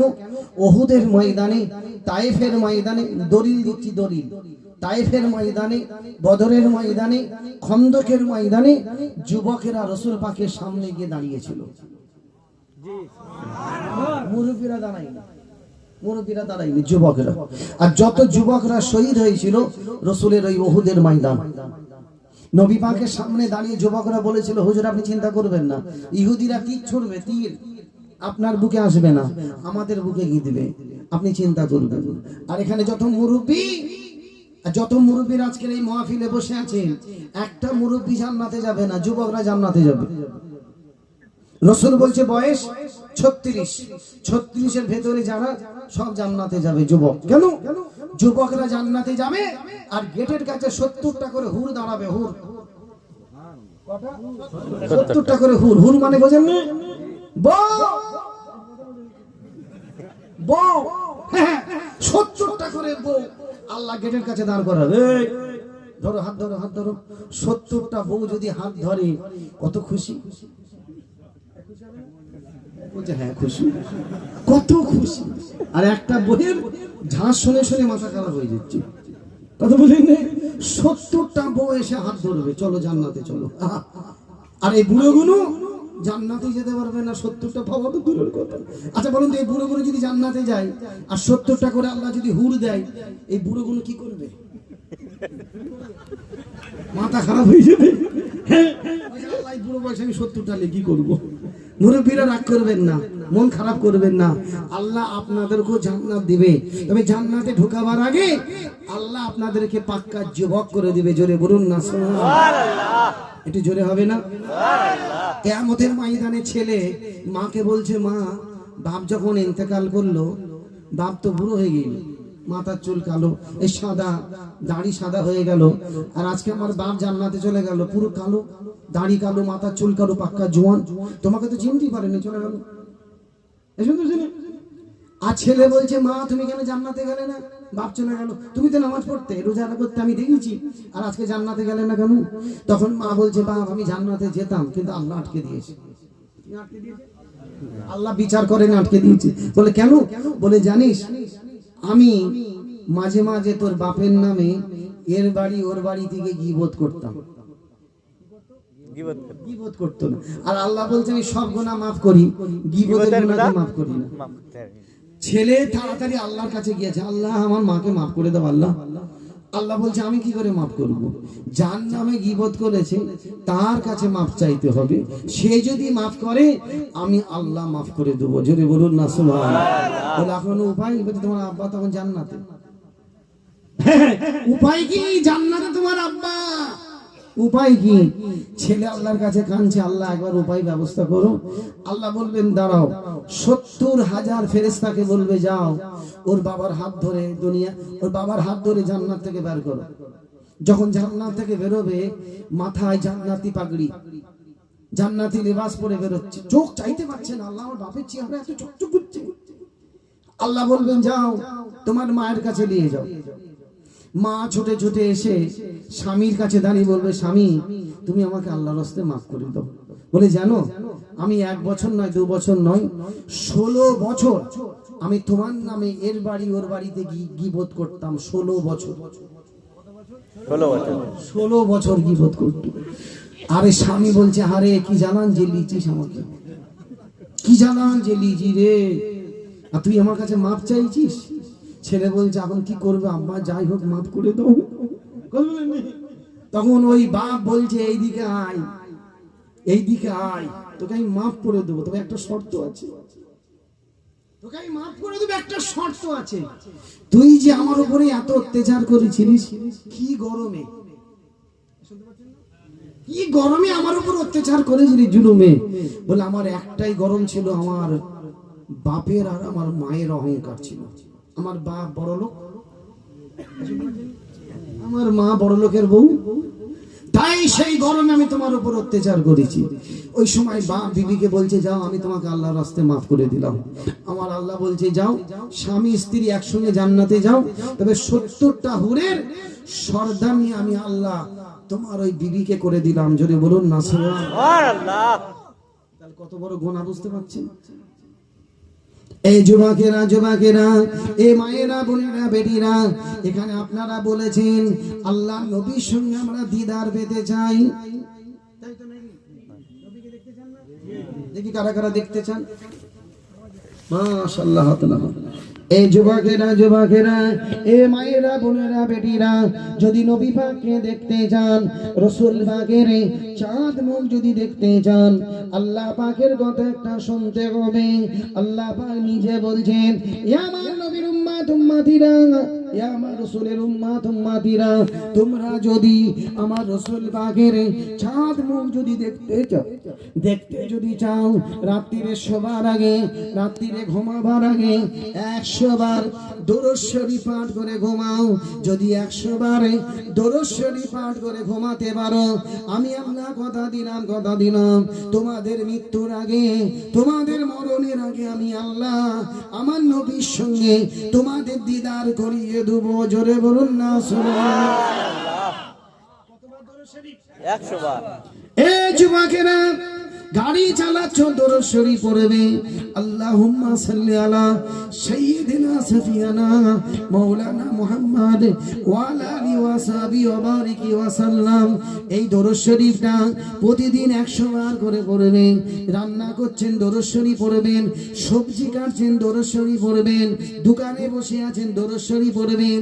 যদি আপনি প্রতিদিন 100 বার করে যদি পড়তে পারেন, আপনার মৃত্যুর পরে আপনাকে কবরে নামানো হবে, মাটি মঞ্জিল হয়ে যাবে। আল্লাহ পাকের দুটো ফেরেশতা আসবে, এসে জিজ্ঞাসা করবে মান দীনুকা মান নাবিয়ুকা মান রব্বুকা, জিজ্ঞাসা করবে। এমন সময় দেখতে পাবেন আল্লাহর একটা বান্দা আপনার মাথার কাছে দাঁড়িয়ে দাঁড়িয়ে ফেরেশতাদের সওয়ালের জবাবগুলো দিয়ে দিচ্ছে। ওই সময় আপনি জিজ্ঞাসা করবেন, এ আল্লাহ পাকের ফেরেশতারা, তোমরা যে আমাকে প্রশ্ন করলে আমার উত্তরটা ওই বান্দাটা দিয়ে দিল, ওনাকে তো আমরা চিনি না চিনি না চিনি না চিনি না, ওনার পরিচয় কি পরিচয় কি? আল্লাহর ফেরেশতারা বলবে, এ কবরবাসী, দুনিয়াতে তুমি জাহান্নামে দরুদ শরীফ পাঠ করেছিলে, সেই আখিরি নবী দয়ার নবী তোমার মাথার কাছে দাঁড়িয়ে দাঁড়িয়ে আমাদের সওয়ালের জবাবগুলো দিয়ে দিয়েছে। জোরে হবে না? তাহলে কতবার? 3 শ্রেণী মানুষ 1000 বার করে দরুদ শরীফ পড়লে নবীকে দেখতে পাবে না। 100 তো দূরের কথা,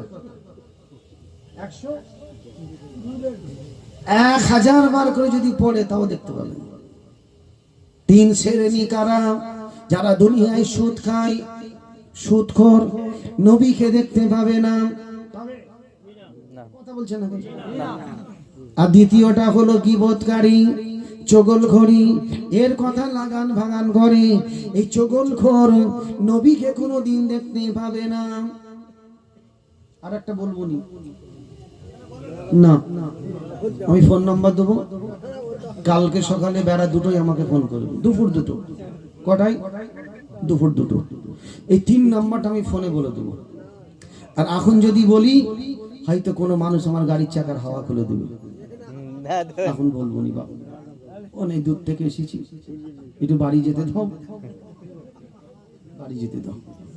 3 নাম্বারটা আমি ফোনে বলবো। হ্যাঁ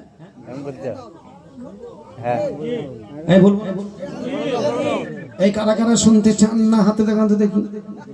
1 জন 2 জন 3 জন 4 জন 5 জন 6 জন 7 জন। এদের বউগুলো এখনো ঘরে আছে।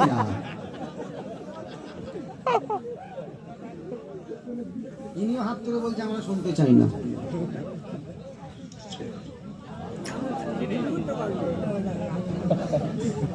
তাহলে 1 নম্বর কি বলেছি? সবাই জোরে বলেন। এখানে তো সেই কেউ নেই, না নেই, সব বাজে কথা।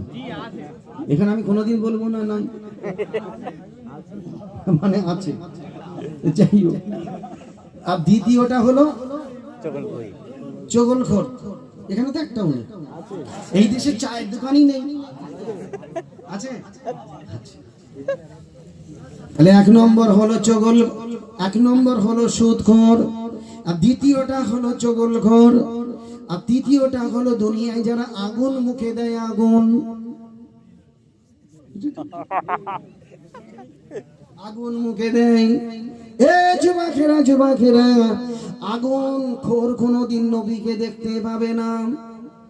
শুনতে পাচ্ছেন না? তবে কিছু মানুষ আগুন মুখে দেয়, শালা পায়খানা হয় না, বাথরুমে গিয়ে কোঁত পাড়ে, একটু বিড়ি খেলে জান ঠান্ডা হয়, ঠিক না বেটি? কিছু মানুষ খায়, কি করবে? তবে একটা দোয়া আছে, সুদ খাওয়া ছেড়ে যাবে, চগলখড়ি খাওয়া বন্ধ হয়ে যাবে, বিড়ি সিগারেট খাওয়া আল্লাহ বন্ধ করে দিবে। আল্লাহর কোরআন কোনোদিন মিথ্যে নাই। একটা দোয়া ছোট্ট বলে দিয়ে যাব, ওই দোয়াটা বারবার পড়বেন। সুদখোর সুদ ছেড়ে যাবে, চগলখড়ি ছেড়ে যাবে, বিড়ি সিগারেট ছেড়ে যাবে। তার কারণ হলো সুদটা আগে নয়, নবীটা আগে, চগলটা আগে নয়, বিড়ি সিগারেটটা আগে নয়, নবী কিন্তু আগে।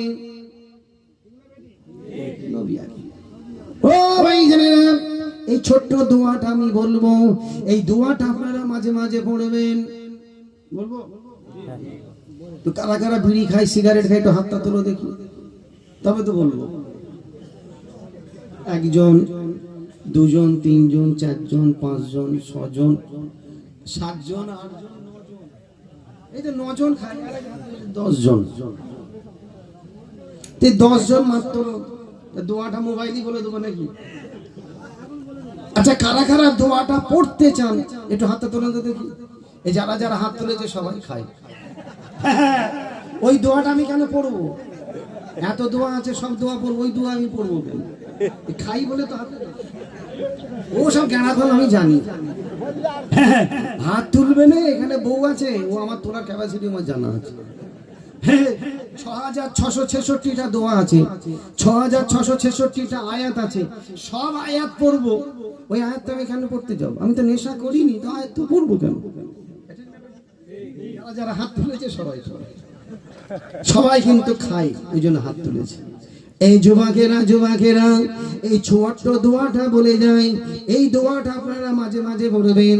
বিসমিল্লাহির রহমানির রহিম, বিসমিল্লাহি মাজরিহা ওয়া মুরসাহা, ইন্না রাব্বি লাগাফুরুর রহিম।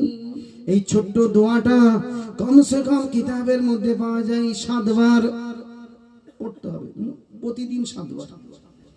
বিসমিল্লাহি মাজরিহা ওয়া মুরসাহা, ইন্না রাব্বি লাগাফুরুর রহিম। এই ছোট্ট দোয়াটা পড়তে হবে। যুবকেরা, তাই আপনাদের হাত ধরে বলে গেলাম, আমি বিদায় নিয়ে চলে যাব। তবে বিদায় নেবার আগে একটা কথা বলি, যে জবানায় বসে আছি, এই জবানা হলো আখিরি। আখিরি আখিরি আখিরি মানে হলো শেষ। আখিরি মানে রাসূল বলছেন, আজ থেকে 1550 বছর আগে আমার হাবিবুল্লাহ বলছেন, মিশকাত শরীফের হাদিস, চ্যাপ্টারটার নাম হলো ফিতনা। আল্লাহর নবী আজ থেকে 1550 বছর আগে হযরতে আবু হুরায়রাকে বললেন, ও বাবা আবু হুরায়রা, আখিরি জামানায়, শেষ জামানায় ইমাম মেহেদী আসবে। তবে ইমাম মেহেদী আসার আগে সব থেকে বড় আলামত হবে, সব থেকে বড় আলামত হবে, যে আলামতটা হলো ফুরাত নদী শুকিয়ে যাবে। ফুরাত নদী শুকাবে কেন? ফুরাত নদীর নিচেই আল্লাহ পাক সোনার পাহাড় তৈরি করে রেখেছেন। কি পাহাড়? সোনার পাহাড়। নদীটার নাম কি? ফুরাত নদী।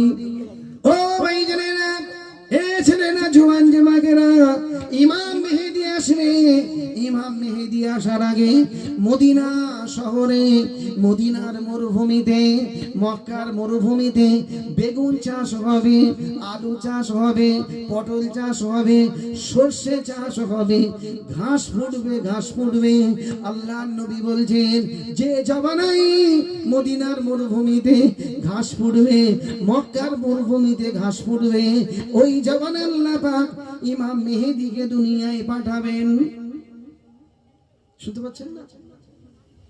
এই যুবকেরা বিদায়ের সময় কয়েকটা কথা বলে যায়, এই কথাটা মাথার মধ্যে রেখে দিও বাবা। এ যুবকেরা, এ মায়েরা, বোনেরা, বেটিরা, ইমাম মেহেদী আসবে। তবে ইমাম মেহেদী আসার আগে হিন্দুস্তানে একটা যুদ্ধ হবে, যে যুদ্ধটাই 1 লক্ষ 2 লক্ষ নয়, 30 লক্ষ মুসলমান শহীদ হবে। যে যুদ্ধটা রাসূলুল্লাহ বলছেন, সেই যুদ্ধটার নাম হলো গাজওয়ায়ে হিন্দ। কি নাম? গাজওয়ায়ে হিন্দ। একটা যুদ্ধ হবে, 30 লক্ষ মুসলমান মারা যাবে, শহীদ হবে। আপনাদের কষ্ট হচ্ছে না? এটা তাকবীর দান তো না রে, তাকবীর। আমার সোজাসুজি একজন বসে আছে মুরব্বী, হাজি রুমাল মাথায় দিয়ে, লাল আর কালো, কি ঘুমোচ্ছে। আমি যখন শুরু করেছি বিসমিল্লাহ, তখন থেকে উনিও বিসমিল্লাহ শুরু করেছে। আমি এখন শেষের দিকে, উনি এখন বিসমিল্লাহ চালাচ্ছে। ওই সামনে বসে ঘুমোচ্ছে। কি ডেঞ্জারাস ঘুম! এদের বউগুলো এদের কি করে ঘর সংসার করেছে আল্লাহ ছাড়া কেউ জানে। আবার এদের আবার কচি বেশি হয়েছে। বললে দেখো 6টা কোচিন আর 7টা কোচিন আর 8টা কোচিন। আল্লাহ কি হারে বরকত দিয়েছে। এটা খোদার ব্যাপার রে মা। আমার কথা বুঝতে পারছেন? এটা তকবীর দেন ধন আরে তাকবীর। এই আপনারা কাসেম সিদ্দিককে ভালোবাসেন তো? দেখি কারা কারা ভালোবাসেন। বুঝে সুঝে হাত তুলছে, হাত না বান। এই যে আমাকে আপনারা ভালোবাসেন, আমি কত কষ্ট করে এসেছি, নিজে গাড়ি চালিয়ে, ড্রাইভার আছে তারপরেও আমি চালিয়ে এসেছি। তার কারণ এত ধুমকি, এত ধুমকি, এত ধুমকি। বাসন্তীতে ঢুকতে দেওয়া হবে না, কোন বাবা তোমাকে ঢুকাই দেখবো। আর যেসব বাবারা আমাকে বলেছিল আগে বাসন্তীতে ঢুকতে পাবো নি, আমি সবাইকে কিন্তু হোয়াটসঅ্যাপে SMS করেছি যে আমি আজকে ঢুকছি। সবাইকে আমি কিন্তু SMS করেছি। নাম যদি বলি এক্ষুনি আপনি চিনতে পেরে যাবেন মালটাকে। যে আমাকে বলেছিল বাসন্তী ভুলে যাও, বাসন্তী ঢুকতে পাবে না, আমি তাকে SMS করে এসেছি যে আমি আজকে ঢুকছি। আল্লাহ আমাকে কত সাহস দিয়েছে বুঝতে পারছো? আল্লাহ কত দিয়েছে আমাকে। গত 4 দিন আগে ভাঙড়ের পুলিশ আমার গাড়ি চেক করেছে। 4 দিন আগে মোবাইলে দেখেন, হ্যাঁ জি জি হ্যাঁ, গাড়ি চেক করেছে, তন্ন তন্ন করে চেক করেছে। এত গাড়ি যাচ্ছে, কোন গাড়ি চেক করে না আমার। বলছে আমাদের ওপর মরে ইনফরমেশন আছে, তাও আমি গাড়ি চেঞ্জ করে যাই, এক গাড়ি বারবার নিয়ে যাই না। তার আগে করলো বাদুড়িয়া থানার পুলিশ, তার আগে করেছে আমাদের পাঁচলা থানা। শুধু বলছে আমাদের ওপর মহলে একটা নির্দেশ আছে, খুলে চেক করো, আরো কি আছে দেখো। তবে তুমি যখন আমাকে সন্দেহ করেছো, আমিও তোমাকে সন্দেহ করছি। তুমি যখন আমাকে সন্দেহ করে আমার ব্যাগ হাত দিচ্ছ, আমিও তোমাকে সন্দেহ করছি। তুই আমার ব্যাগের ভেতরে হয়তো গ্যাঁজার প্যাকেট দিবে, কিংবা মদের বোতল দিবে, কিংবা কোনো অস্ত্র দিয়ে দিবে। তাহলে আমাকেও কোর্ট বলে দিয়েছে, কলকাতার হাইকোর্ট, সুপ্রিম কোর্ট আমাকে নির্দেশ দিয়েছে যে আপনার গাড়ি যখন চেক করবে আপনি সঙ্গে সঙ্গে 3টে ভিডিও করবে। তা আমাকে যখন সুপ্রিম কোর্ট বলে দিয়েছে যে আপনার গাড়ি যখন চেক হবে আপনি ভিডিও করবেন, এই যে আমি যখন ভিডিও করি ও শালাতের জ্বলন শুরু হয়ে যায়। 6টা মেয়ে পুলিশ, বাদুড়িয়া থানার 6টা মেয়ে পুলিশ 3খানা গাড়ি আমাকে নিয়ে, 3খানা পুলিশ গাড়ি নিয়ে আমাকে দাঁড় করিয়েছে। আর 6টা পুলিশ, মহিলা পুলিশ, শুধু আমার গায়ের কাছে ঘুরঘুর করেছে। আমি যেখানে যাচ্ছি মেয়ে পুলিশগুলো আমার পাশে চলে দাঁড়িয়ে পড়ছে। আমি কিন্তু ক্যামেরা সবসময় ঘুরিয়ে রেখেছি। হট করে আমাকে বলবে যে আপনি আমার গায়ে হাত দিলেন কেন। হট করে যদি বলে দেয় যে আপনি মেয়েদের গায়ে হাত দিলেন কেন, তার কেসটা কিন্তু আমার দিকে চলে গেল। আর যদি আমার 4টে ড্রাইভার, আমার 2টো খাদেম যদি 4টে মোবাইল যদি ঘোরাই, তাহলে ওই কাজটা করতে পারবে। এখন উঠে পড়ে লেগেছে যে কাসেম সিদ্দিককে কি করে আমরা পার্সেল করতে পারি, মানে ঢোকাতে পারি। কিছুদিন আগে আমার বাড়িতে পুলিশ পাঠিয়েছে আমাকে ধরার জন্য, তো ধরতে পারতে, ধরলেন না কেন? তবে একটাকে ধরে কি যে গাঁটালা বাঁশ নিয়েছো হাড়ে হাড়ে বুঝতে পারছো।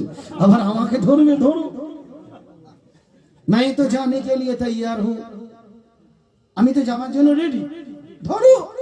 আর যেই দিন আমাকে তুলবে আমি ভারতবর্ষের হিরো। আমার গাড়িতে সবসময় ব্যাগ রেডি করে রেখেছি। আর আমার বউটাকে বলেছি তুমি ব্যাগে সবসময় বিরাস, শ্যাম্পু, সাবান, ফেস ওয়াশ, 2টো লুঙ্গি, গেঞ্জি সবসময় ভরে রাখবে। কেন? যদি হট করে তুলে নেয় তো ব্যাগটা যেন আমি হাতে নিতে পারি। ঠিক না বেটি? বলছে আপনি খামাখাই ঝামেলার কথা বলেন না তো, আপনি বেরোলে আমার বুকের ভেতরে ধরপড় করে, বুকের ভেতরে ধরপড় করে যে কখন ফিরবে, কখন ফিরবে, কখন ফিরবে। কেন? সবসময় তো মোবাইলে দেখছি কি ঘটনা ঘটছে। ভাবছেন যে আজকে আমার উপরে, কালকে আপনার উপরে হবে, কালকে আপনার উপরে হবে, বাঁচাতে পারবে না। ভাবছেন যে ফুরফুরা পীর সাহেবদের উপর হচ্ছে, যদি পীরের বাচ্চাদের যদি না ছাড়ে তাহলে তোমাদের কি করবে, কি করবে? একটু চিন্তা করো। আজকে দেখছো না ভারতের অবস্থা কি? মসজিদের জায়গা, মাদ্রাসার জায়গা, ঈদগার জায়গা, কবরস্থানের জায়গা বলছে আমরা দখল করব। কথা বলছেন না কেন? কে বলছেন নেড়া? ও শালাকে জুতো মারা দরকার আছে না নেই? কলকাতা শহীদ মিনার এসেছিল, শহীদ মিনারে নেড়া এসেছিল কিছুদিন আগে, এসে বলছে বোরকা উঠা দো বোরকা, পশ্চিম বাংলা মে বোরকা নেই চলেগা। আর আমি মনে হচ্ছে নানির দেশ এসেছে, ওর কথা সে বোরকা খুলে দেবে। যেই দিন বলেছে বোরকা খুলে দিতে হবে, আমি সেই দিনে কমসে কম 20,000 মহিলাকে নিয়ে হাওড়া জেলায় চারিদিকে আমি বোরকা পরে ঘুরিয়েছি। স্কুলে যা বোরকা গায়ে দিয়ে, মাদ্রাসায় যা বোরকা গায়ে দিয়ে, কলেজে যাও বোরকা গায়ে দিয়ে, ইউনিভার্সিটি যাও বোরকা গায়ে দিয়ে। কে তোমার বোরকা খোলে আমরা একটু দেখবো, ঠিক না বেটি? এই জোরে বলে। আর আল্লাহ বলছে বোরকা খুলবি, ডাক্তার গুলো বলতো এই বোরকা খোলকে আ যাও, বোরকা খুলে এসো, বুঝাচ্ছে না? বোরকা খোলকে আ যাও, ডাক্তার দেখেগা। আরে বোরকা কাহে পাইনি হো, বোরকা খোলো, বোরকা খুলো, বোরকা হটাও। যে ডাক্তার গুলো বলতো বোরকা খোলো, আর আল্লাহ এমন একটা গজব দিয়েছে, সেই ডাক্তার গুলো এখন বোরকা পরে ঘুরছে। কথা বলছেন না? সেই ডাক্তার গুলো এখন বোরকা পরে ঘুরছে, ফিনি কাগজ পরে ঘাসার ঘাসার করে হাঁটছে। লড়কা না লড়কি চিনতে পারবেন, দাদা না দিদি, শুধু ওপর দিকে চাইবেন হেডলাইট আছে না নাই, তবে চিনতে পারবেন। না চিনতে পারবেন না, মাল লড়কা না লড়কি। এ ঠিক না বেঠিক? খুব ঠাট্টা করেছে আমাদেরকে নিয়ে, আমাদের বাড়ির বউগুলোকে নিয়ে খুব ঠাট্টা করেছে। বোরকা খোলো, বোরকা খোলো। একটা ডাক্তারকে জিজ্ঞাসা করলাম, স্যার আপনি যে ফিনি কাগজ পরে আছেন, খাসার খাসার করে চলছেন, এই ফিনি কাগজ আপনি কতক্ষণ পড়বেন? বলে হুজুর সাহেব আমার 6 ঘন্টা ডিউটি, আমি 6 ঘন্টার ভেতরে হঠাৎ যদি আপনার পিসাব লাগে কি করবেন? বলে হুজুর আমি প্যাম্পাস পরে আছি। হ্যাঁ, আল্লাহ প্যাম্পাস পরিয়েছে, হারাম করব। আল্লাহ প্যাম্পাস পরিয়েছে। হ্যাঁ, বোরকা খুলবি? মনে মনে ভাবছি আর বোরকা খুলবে? কেমন লাগছে? ওতে হাগতের মতো। আল্লাহ বলছে প্যাম্পাস পরিয়ে ঘোরাচ্ছে, বুঝতে পারছেন না? আমাদের ছেলেরা মাস্ক পরেনি বলে পুলিশগুলো ছুটিয়েছে, স্যানিটাইজার মাখেনি বলে পুলিশ ছুটিয়েছে, ঠিক না বেটি? হ্যাঁ, আমি যাচ্ছি সেই দেগঙ্গায়, কঠিন করোনা দেগঙ্গায় যাচ্ছি। নসিমপুর গ্রামের নাম, গ্রামে বন্ধ করবো, আজান দেবো। রাস্তা দিয়ে যাচ্ছি, একটা রাস্তায় গাড়ি নেই, শুধু আমার গাড়ি। টোল ট্যাক্স বলছে শুধু চল যাও, টিকিট ফির কারণ হো করে বেরিয়ে যাও। তার মানে যদি করোনা নেই, কেন? ওরাই তো বলেছিল দিল্লির জুমা মসজিদের মার্কাজ থেকে মুসলমানেরা করোনা ছড়িয়েছে। আমরা শোনেননি? আমাদের দেখলে ওরা আমার নকই, বুঝেছেন? মিষ্টির দোকানে যাবেন, করোনা যখন কঠিন করোনা, মুসলমান থেকে বলছে নাকি বলছে, আল্লাহ বলছে দাঁড়া দাঁড়া।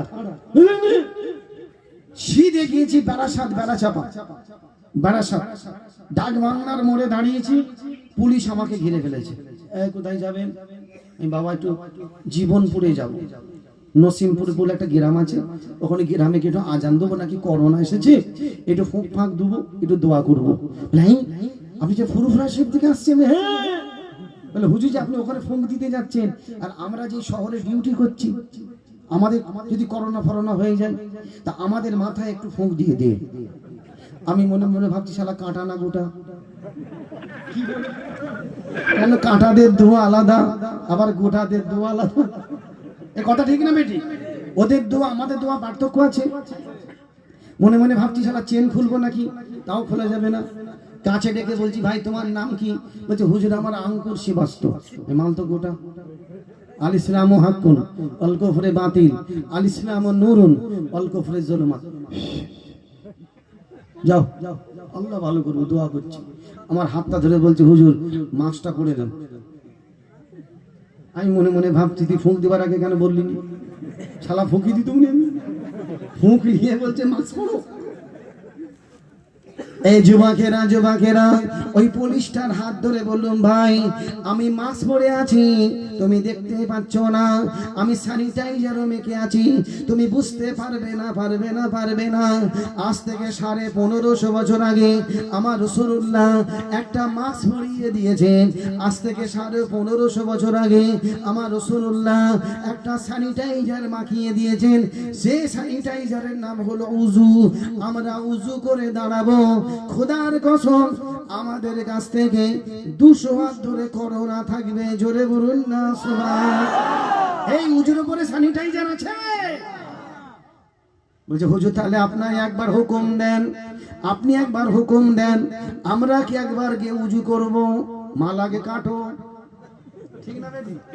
নানির গল্প আমি উযু করব, সব বোঝে পুরো। আসুন এটা আল্লাহর কাছে দাঁড়িয়ে আমার নবীকে একবার সালাম দিয়ে দিয়া নবী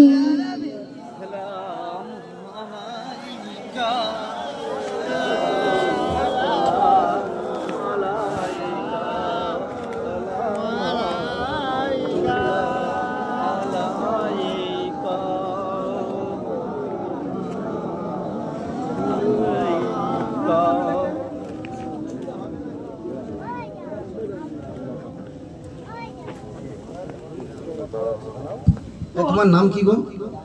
জাহাঙ্গীর। সে কি সুন্দর মাইক তোমার, আমার একটু কষ্ট হয়নি বা একটু এদিকে একটু হাতে মিলো নজরানা দি। এইখানে কি সুন্দর মাইক সেট করেছে, আমার কলজেটা ঠান্ডা হয়ে গেছে আজকে। এ কত দেবো, বেশি দেবো না কম দেবো? এই চুপ কর, এইদিকে সে সরো না তুমি একটুখানি।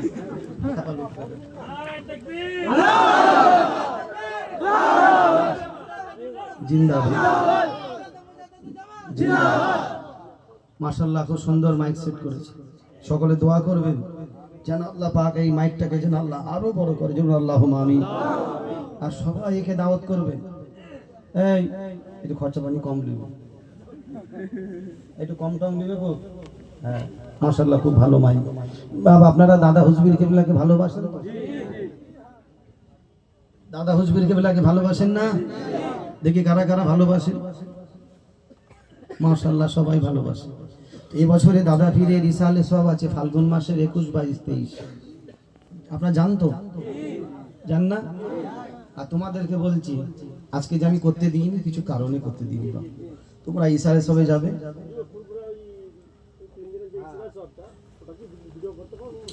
আমি করতে দেবো। তুমি আমার দরবারে আসবে, এভরি টাইম আমার দরবারে শুবে, খাবে দাবে, যত মন চাই আমার রেকর্ড নেবে, যত মন চাই সবকিছু করবে, কিচ্ছু মানা করবে না ইনশাআল্লাহ। তো যারা এই বছরে যাবে সবাইকে বলছি রোজা রেখে যেতে হবে। জোরে বলেন ইনশাআল্লাহ। এই রোজা রেখে যাবেন না? এই বছরে রোজা পড়েছে যে দাদা পীরে জলসায় রোজা পড়েছে 21, 22, 23 রোজা।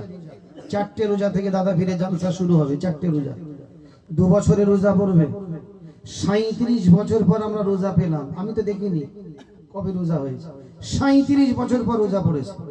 আর এবছরে রোজা আবার দেখতে চান যে আল্লাহ যদি হায়াতে রাখে আবার দেখবো 48 বছর পর। কত বছর পর দেখবে? তো বলছে কবরে যাবে দেখবে। 48 বছর পর রোজা পড়বে, তখন কবরে চলে যাবে। হ্যাঁ দেখবো, হ্যাঁ নানির গল্প। তো বাবা আমি এবছরে যারা যাবেন সবাইকে বলছি আমার বাড়িতে ইফতার করবেন, আমার বাড়িতে রাতের খাবার খাবেন এবং সেহরি খাবেন। আমি সবাইকে দাওয়াত দিচ্ছি আমার বাড়িতে ইফতার করার। কি দাওয়াত কবুল করছেন তো? হাত তুলে বলেন ইনশাআল্লাহ, জোরে বলেন ইনশাআল্লাহ। রাতের খাবার এবং সেহরি পিতা পুতা খাবে। একটা নির্ধারিত জায়গা আমি ঠিক করে দিচ্ছি আমার বাড়ি। খেয়ে জিয়ারত করো না, ঘোরাফেরা করো, জিয়ারত করো, দেখা সাক্ষাৎ করো। আর যদি না খাও, আমার বাড়ি কিন্তু প্রথম তবে দাদা হুজুরের মাজার, আমার বাড়িটি নিয়ে দাদা হুজুরের মাজারে যেতে হবে। যদি না খাও ওই বাঁশ দিয়ে ঘিরে দেবো। হ্যাঁ বাপের নাম ভুলে যাও, কত বুঝতে পেরেছেন? বাঁশ দিয়ে ঘিরে দেবো। প্রত্যেক বছরে আমি দাদা পীরের দরবারে কিছু কোরআন শরীফ দিই, ছোট ছোট কোরআন শরীফ, চেন সিস্টেম কোরআন শরীফ কিছু মানুষকে আমি দিই প্রত্যেক বছরে। 23শে ফাল্গুন রাত 12টা থেকে আমি দেওয়া শুরু করি, ফজরের আজান পর্যন্ত দিতে থাকি। শুনতে পাচ্ছেন না? 23শে ফাল্গুন রাত 12টা থেকে আমি কোরআন শরীফ দিই। পৃথিবীর সব থেকে বড় দান হলো কোরআন দান। হাজার হাজার মানুষ আমাকে দেয়, কেউ 500 পিস কোরআন শরীফ দেয়, 500 পিস কোরআন শরীফ দেয়, কেউ 100 পিস দেয়, কেউ 50 পিস দেয়, কেউ 200 পিস দেয়, কেউ আবার 10 পিসও দেয়, যে হুজুরে কোরআন শরীফটা আমার মায়ের নামে, আমার বাপের নামে। পৃথিবীর সব থেকে বড় দান হলো কোরআন দান। পৃথিবীর সব থেকে বড় নেকি হলো কোন মানুষকে যদি আপনি ইফতার খাওয়ান। শুনছেন আমার কথা? সব থেকে বড় নেকি হলো একটা রোজাদারকে বসিয়ে যদি আপনি ইফতার করান, সব থেকে নেকি, সে গরিব হোক আর বড় লোক হোক। আর সব থেকে বড় দান হলো কোরআন দান, এরপরে আর কোনো দান নেই। মসজিদের দান, মাদ্রাসার দান আলাদা, সব থেকে উঁচু দরজা হলো কোরআন দান। কেন? আপনি যদি একটা কোরআন দান করেন, যে কোরআন শরীফ পড়বে এক একটা অক্ষরে আপনি 5টা নেকি পাবেন যতদিন পড়বে, আর যে পড়বে এক একটা অক্ষরে 10টা করে নেকি পাবে। তো একটা কোরআন শরীফ আমি আপনার কাছ থেকে চাইবো, দাদা পীরের দরবারে আমি বন্টন করব। মা ইন্তেকাল করেছে মায়ের নামে, বাপ ইন্তেকাল করেছে বাপের নামে, নিজের নামে একটা কোরআন শরীফ। একটা কোরআন শরীফের দাম হলো 100 টাকা। 100 টাকা একটা কোরআন শরীফ। এটা আমার হাতে দেন হুজুর, আমি একটা কোরআন শরীফ আমার নিজের নামে দিলাম। নিজে চিন্তা করেন যে আমি পড়িনি, একজন পড়ুক, আমি এক একটা অক্ষরে 5টা করে নেকি পাবো। আছেন একটা কোরআন শরীফ 100 টাকা। মা ইন্তেকাল করেছে, বাপ ইন্তেকাল করেছে, তাদের নামে একটা কোরআন শরীফ। এটা আমার হাতে এসে দেন, আর একটু সালাম পড়ি, একটু জোরে জোরে উচ্চ আওয়াজে নবীর সাথে একটু সালাম পড়ি। ইয়া নবী সালাম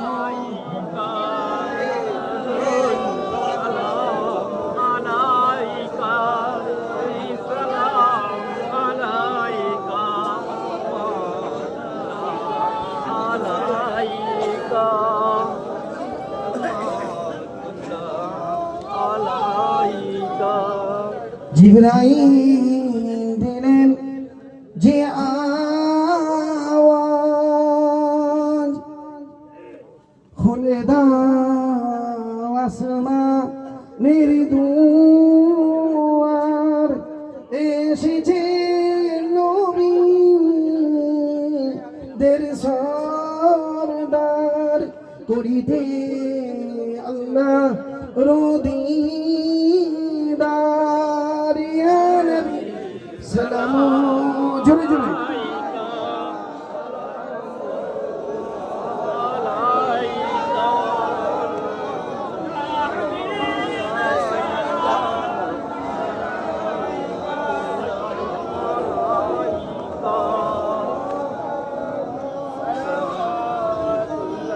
আপে সুলতানে মাদিনা, মাহবাদে ওহিও সকিনা, নূর সে মামুন রেসিনা, মিসকে সে বেহতর পাসিনা। ইয়া নবী সালাম, জোরে জোরে জোরে জোরে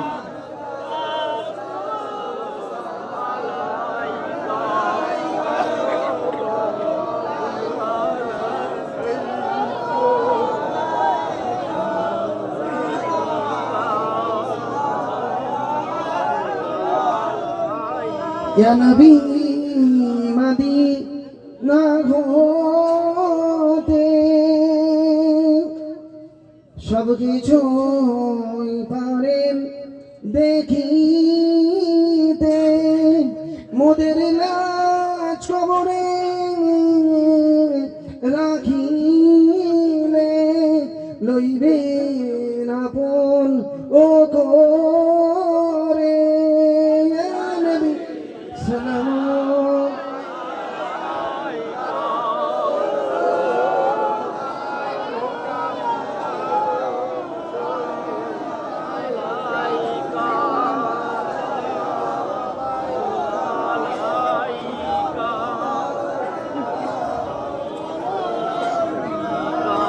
সবাই বসেন, সবাই বসেন।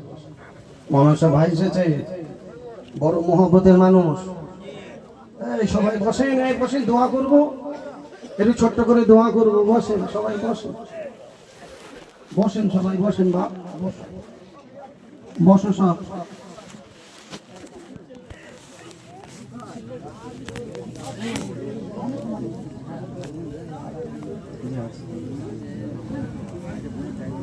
হ্যালো শুনছিস? একটু বসেন।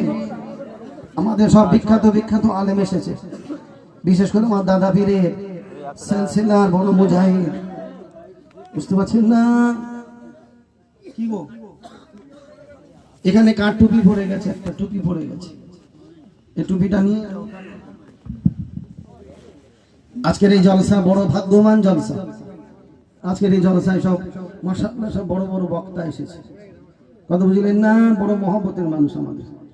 ফুরফুরা শরীফে ফিরাই যাতায়াত দরবারে তো সিলসিলা তো অনেক বক্তা আছে।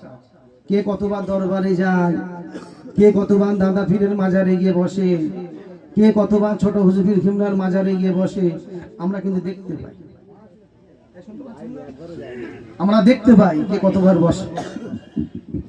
অনেক স্টেজে বড় বড় কথা বলে, আমরা দাদা পীরকে ভালোবাসি, দাদা পীরকে ভালোবাসি, দাদা পীরকে ভালোবাসি। দাদা পীরের দরবারে কে কতবার যায় আমরা সব জানি। তবে আজকে যারা পিছনে বসে আছে, প্রায় ফুরফুরা শরীফে গভীর রাত্রিরে যায়। গভীর রাত্রিরে রাত 12টা 1টার সময় আমি দেখেছি সব গাড়ি করে দাদা পীরে সব পিছনে বসে আছে। গভীর রাত্রিরে দাদা পীরে দরবারে যায়, গিয়ে সব বসে থাকে, জিয়ারত করে। বুঝতে পারছেন? আমরা জলসা করে যখন বাড়ি ফিরি, একটা দোকানে আমরা বসে থাকি, একটু চা পানি খাই দাদা পীরের মাজারের পাশে। বড় হাফসাহেবের মাজারের পাশে একটা মার্কেট আছে আমাদের, ওই মার্কেটটা আমরা একটু চা পানি খাই। রাত 12টা 1টা 2টো পর্যন্ত আমি, আব্বাস, জুনায়েদ, সৌদ ভাই, এসাহাজ ভাই, মিনহাজ ভাই, মেহরাব ভাই সব বসে থাকি, একটু চা পানি খাই, সব দেখা হয়। গভীর রাত্রিরে সব জিয়ারত করতে যায়। দোয়া চাইলে পাওয়া যায় নাকি? দোয়া চাইলে পাওয়া যায় না। এমন ব্যবহার করতে হবে, এমন সুলুক করতে হবে যেন অন্তর থেকে দোয়া বের হয়। আল্লাহ দরবারে আগে কবুল হয়। বক্তা অনেক আছে, দেখে শুনে দাওয়াত করবেন। মেয়ে এলে পালাচ্ছে, সেরকম বক্তাকে দাওয়াত করবেন। বউ নিয়ে পালাচ্ছে, এই কি বলছি, এই হাসছে, দেখবে সাংবাদিকরা বসে বসে হাসছে, হাসছে, সব জানে কে বউ নিয়ে পালিয়ে গেছে। এই চুপ করে, এই বুঝতে পারছেন না? বউ নিয়ে পালিয়ে গেছে, খুব সাবধান। বুঝতে পারছেন না? ওয়াজ হচ্ছে, ওয়াজ, বক্তা ওয়াজ করছে, গাড়িতে জিন্স প্যান্ট পরে মেয়ে বসে আছে। ভিডিও দেখবেন, ভিডিও আমার কাছে আছে, আমার কাছে ভিডিও আছে।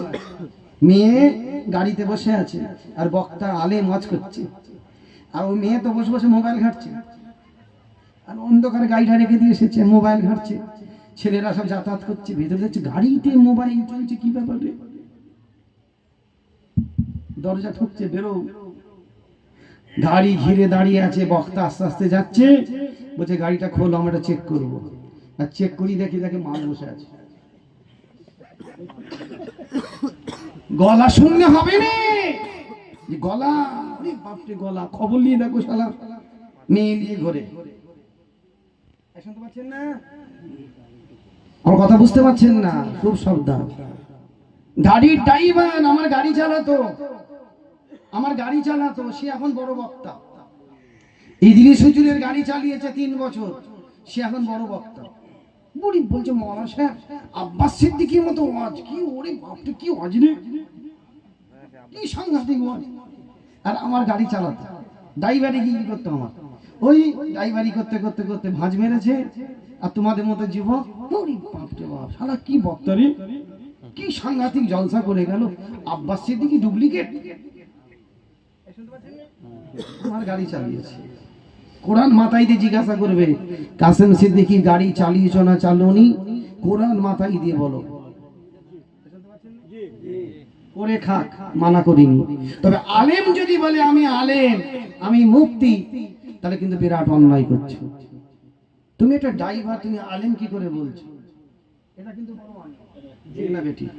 তো বাবা যে আমি বিদায় নেব, আমার পরে সব মাশাআল্লাহ আছেন, আরো বক্তারা আছেন, দাদা পীরের সিলসিলার এক নির্দিষ্ট সব খাদিমরা আছে, মাশাআল্লাহ ওয়াজ নিশ্চিত করবে, কেউ ওটাউটি করবেন না।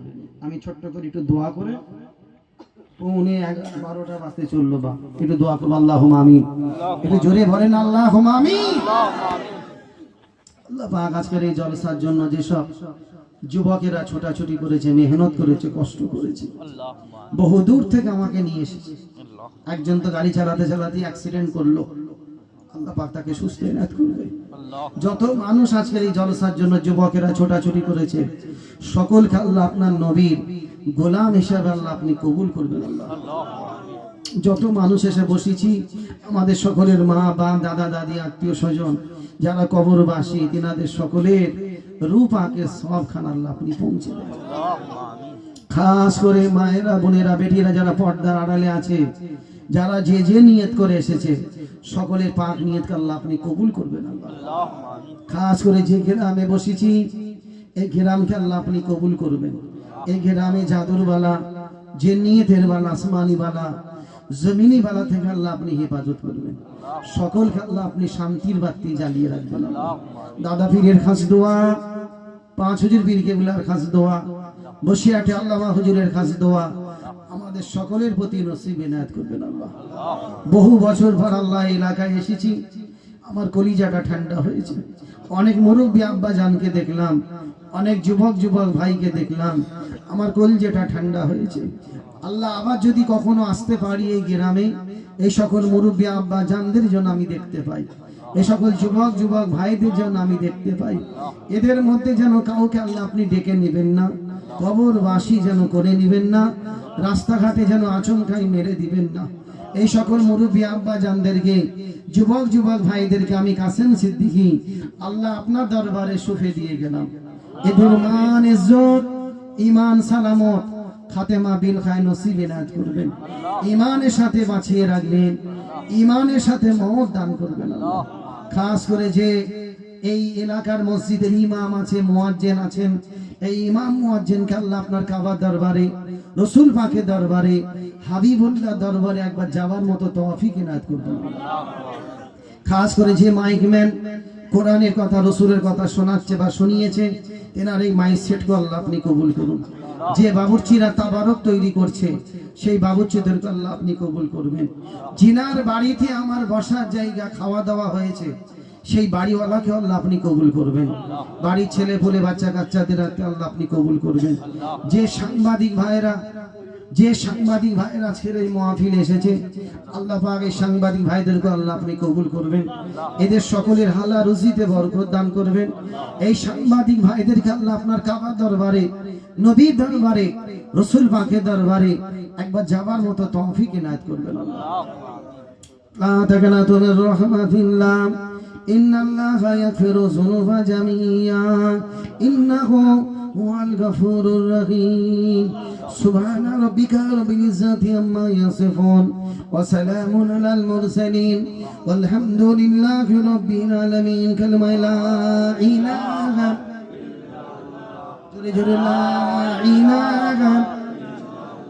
লা ইলাহা ইল্লাল্লাহ মুহাম্মাদুর রাসূলুল্লাহ।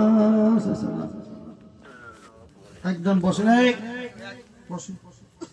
যে অ্যাক্সিডেন্ট করলো সে কই?